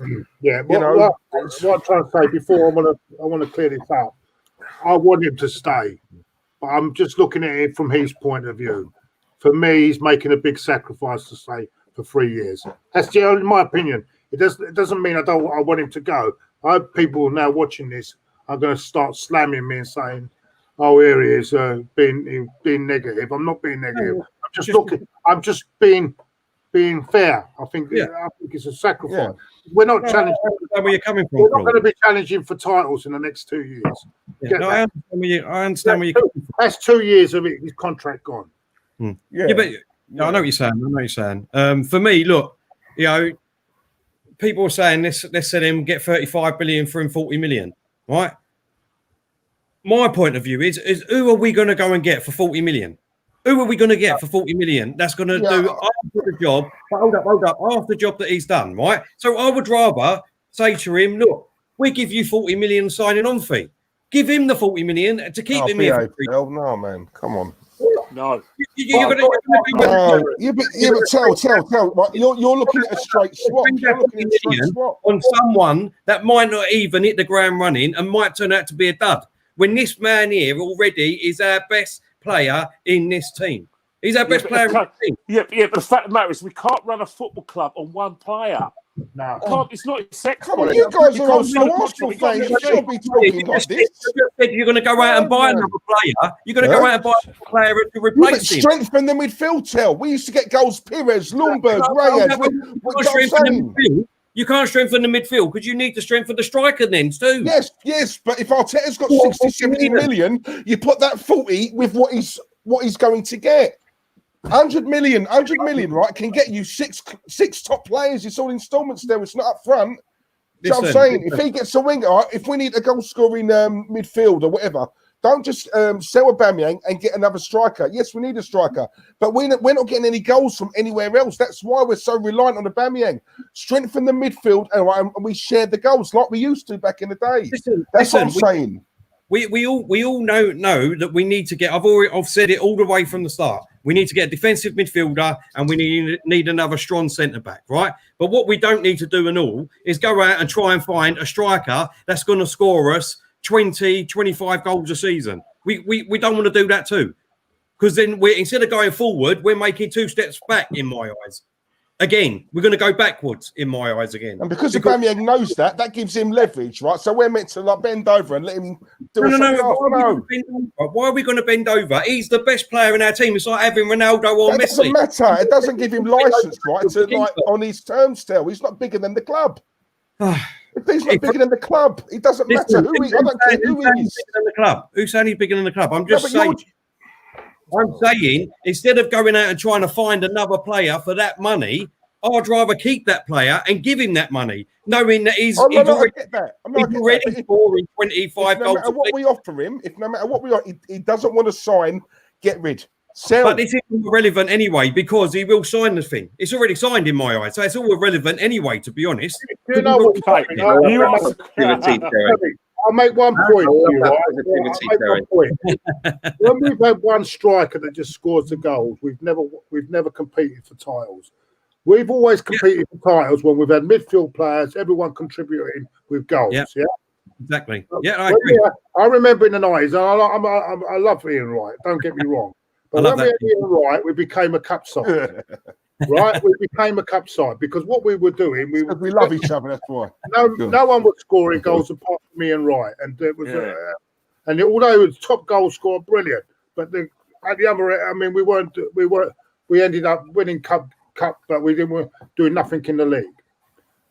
But what I'm trying to say, when we had in the 1989, we had Alan Smith, right? He scored goals, but also done other things that Aubameyang can't do, yeah? And also brought other players into the team who scored goals, like Merson and other players that could score goals, like Rocky, all contributing goals. 1991 as well. You know, but when we're relying on one striker, then that's where we're going to get we have a problem. This is what I'm trying to say. It's not all bad. If we can get players, if we did sell him, and we did sell him for a good price, and we got players that like Madison and people that can score goals from midfield, and Martinelli is capable of scoring goals. You know, it's not all bad. You know what I'm saying? No. It's not. Look at Liverpool, right? They're not relying on one. There's three of them. They all pull together, score goals. That's why they got 8 goals. Because we can all see it, right? We can all see that we're lopsided when it comes from goals. They only really come from one source. And I'm sure that if we sat in on this podcast can see it, Mikel Arteta is being paid £5 million a year to see it. And I'd like to think that he's already aware of that. Exactly. He doesn't want to continue to play this, as we keep calling it, sticky plaster football next season. He knows that. He knows what he needs. He knows what he needs. He must do. Otherwise, he's not worth the $5 million that we're paying him. So, yeah, I heard today, right? People saying we should all just base it around Aubameyang. But if you're just basing your thing about Aubameyang, what about when he dries up? Where's the goals going to come from? No, I agree with that. People don't think about things like this. He breaks his leg on the first day of the season and he's out. Yeah, exactly. But like Stan just said, obviously, he's obviously got a plan in his head already, but we can't implement it until we've given this window. I'm glad you said that, Terry, because Mikel Arteta always says, and it's beginning to me, it does sound a bit like a TED talk. He keeps saying that he's got his clear plan. We have a clear plan. So let's see. Exactly. We're going to see soon enough whether he has or he hasn't. Do you know what I mean? Before we move on to the transfer, let's make it really quick, boys, because I need to finish it up, and I know Stan needs to go and things like that. But let's make it quick. But I just want to say, Stan, you're slowly becoming my man of the match and my favourite tonight. All right. You know, I'm going to be on. I've covered 4 hours nearly of streaming tonight. 2 hours for the last one, and another 2 hours here now. Stephen, with a super chat, he says only Ty will think that we'll win the league next year, or too delusional. It will take 4 to 5 years minimum. We can get players in to score, defend, and keep Uber at the moment. Exactly. Right, let's just quickly move. You take any notice of a guy that dresses up for the Winter Olympics in the summer? Come on, let's be honest now. Come on. Anyway, go on, carry on. Right, I don't need that one. Hold up. Let's. I want to get this up. Let's see what we've got first. Yeah, don't forget, we need to answer Mr. Mitt's super chat. I think it was Brentford, wasn't it? Brentford or Fulham. Yeah, Kenny. This man's been linked to us. William, what's your thoughts on him quickly? Be quite brief if you don't mind, please, mate. Definitely. Fantastic footballer. One architect of Chelsea's success. A lot of Chelsea fans criticise him. I don't know why they said the move stopped. Direct, effective, fully understand what the football club want him, and Mikel Arteta wants him. And because Mikel, I know a lot of people are disappointed about the David Luiz situation, but Mikel Arteta ain't got. I want the acceleration of the top four, and I want the acceleration of winning trophies.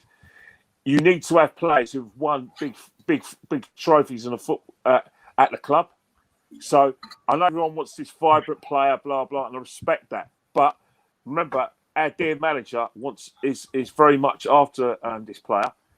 I personally think he's probably not my choice of player. However, he is a fantastic footballer, and I want fantastic footballers playing for Arsenal. And I want winners in the dressing room, and I want players to learn of players like Willian and David Luiz. So I haven't got a problem with him coming to the football club.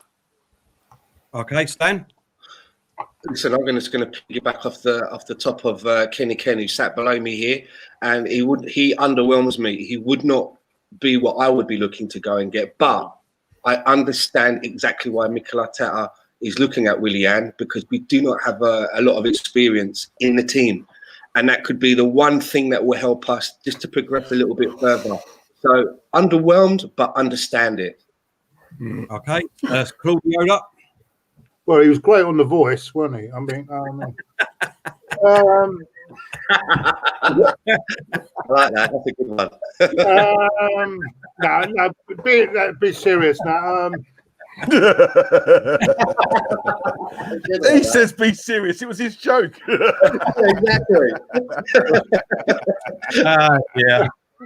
The only worry I've got, he's an upgrade on what we've got. Don't get me wrong. The only worry I've got with this is, has he got the hunger that he had at Chelsea, and is he just coming because it's just across London and the paycheck? You know what I'm saying? I don't want another Ozil situation. So that's the only worry I've got. Has he got that hunger to carry? If he has, it's a great move. But I did that worries me, because I remember Agent Check and who threw that cup final away. I look at Kenny looking at me. I'm sorry, Kenny, but I'm sorry. I don't think he should have played in that cup final. You do. But anyway. David Luiz won us the cup final on Saturday. It was defensive performance. Yeah, he did. I know he did. But he lost us a few league. He lost us a few league points as well. Anyway, no, I think it'd be good. I think it'd be good. But I'm just hoping, I'm praying that he ain't just coming just to see out his career with the money. I don't know. I'm just praying. Okay, Diesel. Yeah, it's funny how you say that about Chet, Claude. I'm surprised you said it, because I thought he was man of the match in that game. But anyway, we digress. No, I thought Chet, he kept the score at 2-1. Sorry, not 2-1. 4-1. Yeah, 4-1. But I thought he had a good game. 2 of them goals, mate. Look at probably the 2 of them goals. Oh, come on. No. He had no shots in him. No, but listen, Willian is a very good player, very good player. I'll tell you why I like Willian. I've got a lot of respect for him, right? Because you know how much I can't stand it when players down tools under their manager. When Chelsea players down tools under Conte, Willian was the only one who still performed and put a shift in. The only player. And Jose. I'll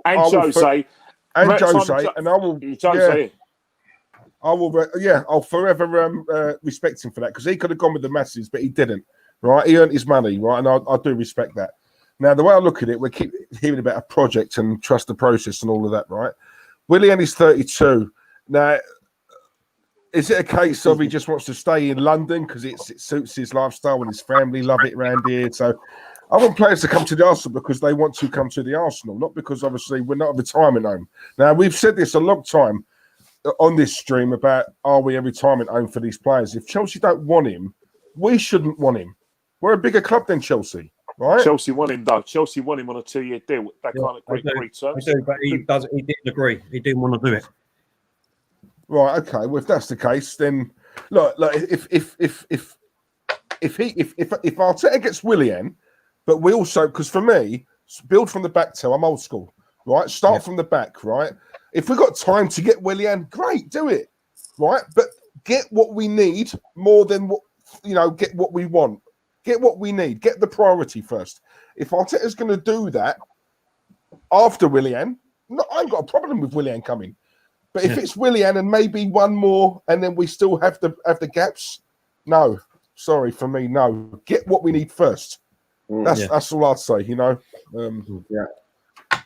you're right. You're right. For me, quickly, the most important thing for me personally is signing up Aubameyang. Once we've got him signed up, the next thing after that is a defensive midfielder, which we'll come on to in a minute, and then a central defender. Once we got them two and Aubameyang signed up, with Saka now signed up too, then, William coming in as an extra this season for a couple of seasons, I'm fine with that. I'm fine with the plan that Arteta wants and has got. So for me, if, like I said, if we can get Aubameyang, the central defender, and the central midfielder all signed up, as well as Willian and a couple of others that are going to come up in a minute, then I'm all good with that. So let's get the next one up. Here we go. And the next one is apparently this is all done and all Kenny Ken party. It's been a player that we've been after a long time. Even Unai Emery has been a massive fan as well. He's exactly what we need. We need a crusher in midfield. You know, the one who basically gives us that sort of anchor and pivot, and also more importantly, protects that defence. Because what we tend to do is that we don't have enough protection of defence. But I just don't want him to do it on his own. I want a leader. I want someone who can actually play football as well, can actually start some attacks, and I want a bit of goals. And I think this guy's got the potential to do that. This is a fantastic signing. He's a massive upgrade on what we got before. I've never been a fan of Lucas Torreira. I think Lucas Torreira is will do well in Spain, and he'll do well in Italian football. Suits his pace, and international football suits Lucas Torreira. I've never been convinced of him in an Arsenal shirt. He'll be a massive upgrade in Lucas Torreira. And at the end of the day, Lucas Torreira is homesick anyway. So, you know, selling Lucas Torreira would help us fund deals for better players than Lucas. And Partey is a massive upgrade. Okay, Sanj, before I come to you, Joseph, thank you for your super chat. He said, big up our favourites, Kenny Ken and Diesel. Cheers, Joe. Thanks, Joseph. Come on, Hey, what do you mean? What about me? I'm the voice of reason now, Claude. Go on, Stan. Thomas Partey definitely would be an upgrade, and I think had we not won that FA Cup, I don't think that we would have had what it would have taken to get him. Same with Aubameyang as well. Now that we've won that FA Cup game, I think it makes it a little bit more easier. I'm not saying it's in the bag, but it gives us more of a chance now to bring in someone like to bring in a Thomas Partey. Lucas Torreira, you know, I had really high hopes for him. The last Arsenal live game that I went to was the North London derby under Unai Emery, and he really stood out on that day. And I really remember coming away thinking, "Wow, we've got a right little gem here. You know, we've got a right little midfield dynamo here. It's going to put the fires out for us." But it just hasn't really worked for him. But Thomas Partey, I really hope that that's one that we can pull off. That has to be the all-out number one that we go for. And I'm kind of thinking that because there's been a couple of slight negotiations, we've had a little sniff around them. It's probably going to go the same way as Kieran Tierney did. There'll be a few rounds, and then we'll probably end up buckling and just giving them what they want. Yeah, Claude. I think it's a great signing. As you say, it's an upgrade on what we've got, definitely. And I'm going to ask Kenny though, who drops out, Ceballos or Xhaka? No question. well, for me, Xhaka has improved immensely, but when you get a player like that, you can't. In fact, the thing is that Lucas, Ceballos has given us some sort of creativity. He's not giving us the whole package, but there is some creativity there. I wouldn't be surprised if he just plays Xhaka and Partey. Personally, I would rather Ceballos and Partey play. But there's a thing with Granit Xhaka is he is what he says on the packet of toothpaste.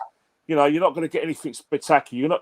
You're not going to get like floss or mouthwash. You're just going to get a player who can get the ball, is a good long pass to the ball, and give it and try and control the midfield. You're not going to get a Coutinho and all these sort of players that we want. I think that Arsenal fans need to actually don't expect Granit Xhaka to do what you want him to do, because he's not that sort of player. Yeah, I agree. And if you want an upgrade, then maybe that's down to the manager to sell him and move on to somewhere else. Yeah, well, that's what I'm trying to think of, because Arteta's a big fan of these. I wonder how he's going to sort that one out. But yeah, I think it's a great addition. I think it'll be. Would you say he's better than Ndidi though? No. No. Partey. No, I'll take Ndidi over Partey. And I think you could get Ndidi for that price, couldn't you? Now Leicester are only. I don't know. I mean, yeah, I still think it's a great signing, though. But you would prefer Ndidi then? Yeah, I would. I think, and Dean's got the advantage of already being in the league, right, and knowing the pace of the game and being totally settled in. He's got that advantage. Yeah, I mean, I don't know. I mean, I don't know what's happening with Kenny's thing there. Diesel. Yeah. To charge me phone. Sorry about cracking. That's right. Boys, unfortunately, I need to go. There's the door's just gone. Someone at the door, so I need to go see who that is. Yeah. So I'll see you later. Diesel. I love you. What's her name? Diesel. What's her name? Her name was Her name was Claudette. I would have It's like Claude of the week. The bloody bird. These women keep coming into our programs. He's such a rascal, isn't he? Such a rascal. It's not. It's Mikel Arteta. I'm going to have a beer. All right, cheers, guys. Wish you well. Yeah, mate, take it easy. Won't stay at the door too long. You better get to the door, otherwise you go to someone else. No, mate, no, I ain't going nowhere. What about that? Now with the bread's buttered. All right, later on. Kenny, love you, Kenny. Ken, Stan the man. Claude, tell. Bring you later. Good to see you, Deez. Cheers, guys. Love you both. Love you all. Love you. I know it's important because I'll go in a minute. Can I ask this silly question, guys, please? Yeah. I'm just watching something on Channel 4 about in the background about Liverpool and Jurgen Klopp. You know your mate Anfield. You know, guy from Anfield. Yeah, Craig. Yeah. Channel. Is his surname Holden? Because I'm sure I saw him on a TV pulling his shirt over his head with Liverpool. Yeah, Craig. Yeah, I'm sure it is. Craig Holden. Yeah. That's it. Yeah. I just seen him pull his shirt up for Liverpool won the league because they got him on a Klopp program. Oh, excellent. Just quickly, Flo said, "How you doing, Flo? Hope you well. My guy Shaka is key to Arteta's team. He's going nowhere. Put some respect in his name. He turned around and he's going to have planning." Unfortunately, Flo, I still don't agree. He's got too many mistakes in him. He made a couple of mistakes in the FA Cup final, and he was lucky to get away with them, which could have led to a goal really early before they even scored. So for me, he made too many mistakes. I would like Partey and Pereira or Ceballos personally. And one more quickly, just before we go, boys. One more transfer rumour, and that's this one. Let Kenny go first because he has to go, isn't he? Yeah. And here we go. Ken, Coutinho.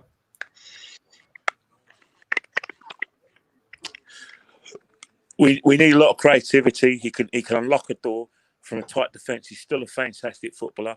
You know, not doing well in Barcelona is no disgrace at all. He's managed to find his feet in in Germany with Bayern Munich, and I personally, wouldn't say no to Coutinho. You know, if a good player is available and he's still in his prime, I don't see any reason why we shouldn't go for him. And because Arsenal fans scream out for creativity, we don't know whether Ceballos is going to, go back to Madrid. Madrid may be asking for too much money to just have him on loan. And if you were to ask anyone in the street who's a better player, Ceballos or Coutinho, you'll say Coutinho, wouldn't you? Yeah. But Kenny, what I'm going to ask you though, if he's doing so well at Bayern Munich, why am I extending his the loan deal? Well, it could be lots of situations. Remember, Bayern Munich have had a change of manager. He may not fit in as well, but he might even stay at Bayern Munich. Because remember, Thiago Alcantara looks like he's heading for Liverpool, so there might be a vacancy for Coutinho. So if we really want Coutinho, then we're going to have to pay the monies as well. So it's not set in stone that he's going to come to Arsenal. He may stay at Bayern. Right. Okay, Stan, quickly. If we had the dough to spend on a creative midfielder, I wouldn't be spending it on Philip Coutinho. But if it's the case that there's going to be a loan deal, we pay just a portion of the wages, then I understand it. Just like what I said about Willian, I'm underwhelmed by it, but I understand it because of where we are. Yeah, no, I totally agree. The only thing I'll say with the Coutinho deal, if it's a loan, have they got that commitment that they would have if it's a permanent? I'm not with these loan deals. I'm not sure you get that same commitment. I don't know, but that's all I can say. If it was a permanent deal, I'd say yes. But if it's just a loan deal, there's doubts in my mind whether it's got that. Claude, sorry to disturb you, sorry to interrupt, but I think the problem we have is that, you know, the money's there to spend. Remember, Stan Kroenke has, like I said, released us from some of our stadium debt, and and he's taking it on. So the club, the club owe him the money. He's loaning the club the money.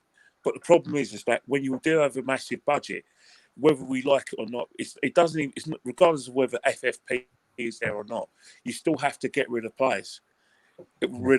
Especially on high wages, who we all believe and agree are surplus to requirements. So to do that, unless we do that, it's going to be very difficult to get rid of the 9 players we don't want the football club.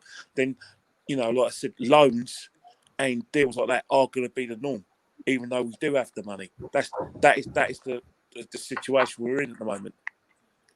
Yeah. Can I just say as well, if what the bearded gooner, you just put up what the bearded gooner put in the chat box, that it's going to be a loan deal for £18 million. If that was the case, I would rather give that £18 million to Ozil and then struggle on a little bit more with someone like a Willett or Emil Smith Rowe and look at an internal problem. But then, like Kenny's been rightly saying throughout this podcast, we've got the biggest of bad eggs away. The biggest of eggs bad. I'd rather do that if it meant that we had to get that 18 million to Ozil and we look within. That's the way that I would prefer that we did it. There may be some pain, but it's going to be in the long run a much better journey. Yeah, for me, like I said, as long as we get the defensive midfielder, essential midfielder, and sign a Aubameyang, then the other players that for the next sort of year, 2 seasons, to help out them players like Coutinho and William, it wouldn't bother me, to be honest, because obviously there must be some sort of plan and feeling behind it, and Mikel Arteta obviously likes them if he gets them. So for me, I will go for that, but as long as we deal with the main positions first. Right, quickly, last question of the night. Someone paid for it earlier. Brentford or Fulham tomorrow night? And just before we answer that, Kenny, we are doing a live watch along for that tomorrow, so come over and please give us the watch. Kenny Ken, who would you want up in the Premier League, mate? I love Thomas Frank. I've got greatest admiration for Brentford, but one of my closest friends is a Fulham fan, so I'm going with Fulham. Have to. It's for them. It's you know what? It's a win-win. West London, another London club, another London derby to potentially go to if we're allowed to go. No complaints, but my loyalties have to be to Fulham, I'm afraid. Okay, Stan. Yeah, Fulham as well for me. I don't know why. I've always liked Fulham. Nice ground there at Craven Cottage. There's an old school feel about it. Fulham. Okay, Claude. I'm going to go against the grain here. I'm going to go Brentford. What a story that would be from Brentford in the Premier League. Oh, I mean, what a story. Incredible story. Because if you know where they've come from and now to be in the Premier League, they've never been in the top division, have they? If I'm mistaken. Never been in the top division as well. What a story that would be. In fact, someone was telling me they're the favourites to win this game. Which, They are. They've been playing. And the thing is that what people seem to forget is that they came very close in the 2014-2015 season under Worthington when I think they just missed out in the playoffs. So there has been some sort of progress. Yeah, they're good. I mean, I don't. I mean, they need to go to a new ground because otherwise the capacity is really small. But what a feeling, though! What a great story that would be if they make it to the Premier League. That'd be an incredible story. Yeah. For me, if Brentford do win, I'll be really pleased for them because, like you said, what I think it will be. But my mother-in-law, God bless her soul, she was a Fulham fan, so it's only right that I go for Fulham so much. But that's me personally. But like I said, everyone, that's us for tonight. Sorry about that. I've got to go now to work, so I need to shoot off. So I think Kenny needs to shoot off and stand. So we're going to end it there. I just want to say thank you very much to everyone that stayed with us for 2 hours. Nearly 350 viewers watching. For our haters, we're going to rate that. So keep well done. Yeah, really appreciate that. A great panel tonight. Yeah, as well. been a great panel. I'm sorry, Thanks, boys. I'm going to say it, but got to say one thing, right? All right. There is so much room for every Arsenal blog, every Arsenal podcast, every Arsenal fan cam. YouTube is got so much room for everyone to thrive. There doesn't need to be a competition, and bandmouthing between other podcasts and people. There's room. There's something for everyone. And you know what I mean? Everyone's got a choice. Every Arsenal new podcaster, regardless of who you are, regardless of whether you've got a personal beef against me, Claude, anyone else, you're going to get the support, and people are going to watch you because you're talking about Arsenal. There's a guy that's got he doesn't like me very much, but I'm still going to watch him. One, because in order to see if he's saying things about it, but because he's talking about Arsenal. There's room for everyone. There's room for everyone. I don't understand why this beef is there. Why? It's silly. Yeah, no, I don't know. There's no beef from me. There's no beef from me. I respect every channel. Yeah, that's their problem. Thanks, Kenny, for coming on. Enjoy yourself. Enjoy the rest of the week. Are you back at work or are you still at home, Kenny? Oh, I'm furloughed, mate. We're just gonna have to postpone our little meets at Finsbury Park for just a few more, maybe a month or a few more weeks. I want to get back to doing those morning things again. So. I know you do, mate. I know you do. I don't mind them either, mate. We've got a lot of cricket to talk about as well. By the way, who won that third test in the end, or was it a draw? No, England won comfortably. The West Indies took themselves by the surprise by winning the first test, but the second test, second and third test, let's just say Stuart Broad came to the party, and he's still got a lot to offer. Like English cricket. He's only 33, and bloody hell, boy, can he bowl. Yeah, all right, we'll end that on that tonight. Well done, everyone. Great to win the cup. The cup is back in North London. And yes, North London is red. Yes. North London's red. See you later. Happy Arsenal. Just want to quickly say that don't forget we've got the watch along tomorrow of the Brentwood and Fulham, and on Thursday we've got a young up and coming pro boxer in Sam Cox, who's a big Arsenal fan. He's had 5 professional fights, won them all with 1 knockout. He's coming on Thursday. He's going to be talking all things Arsenal with us and telling us about his career so far and hopefully who he's got lined up next, because he's waiting patiently and he can't wait to get back in that ring. And hopefully, Kenny, once he gets his fight, it's normally down your call. We can go down and support him, mate. I was hoping you'd say that. but you got to bring me wife, because she won't let me out. She's a bigger boxing fan than me, so she won't allow me to go with it. So yeah, she'll have to come. Yeah, that's fine, mate. That's not a problem. More than the merrier. With these. Are you going to join us tomorrow, Kenny? Join us tomorrow. Well, I don't know. I think I've been 2 hours already out of my business.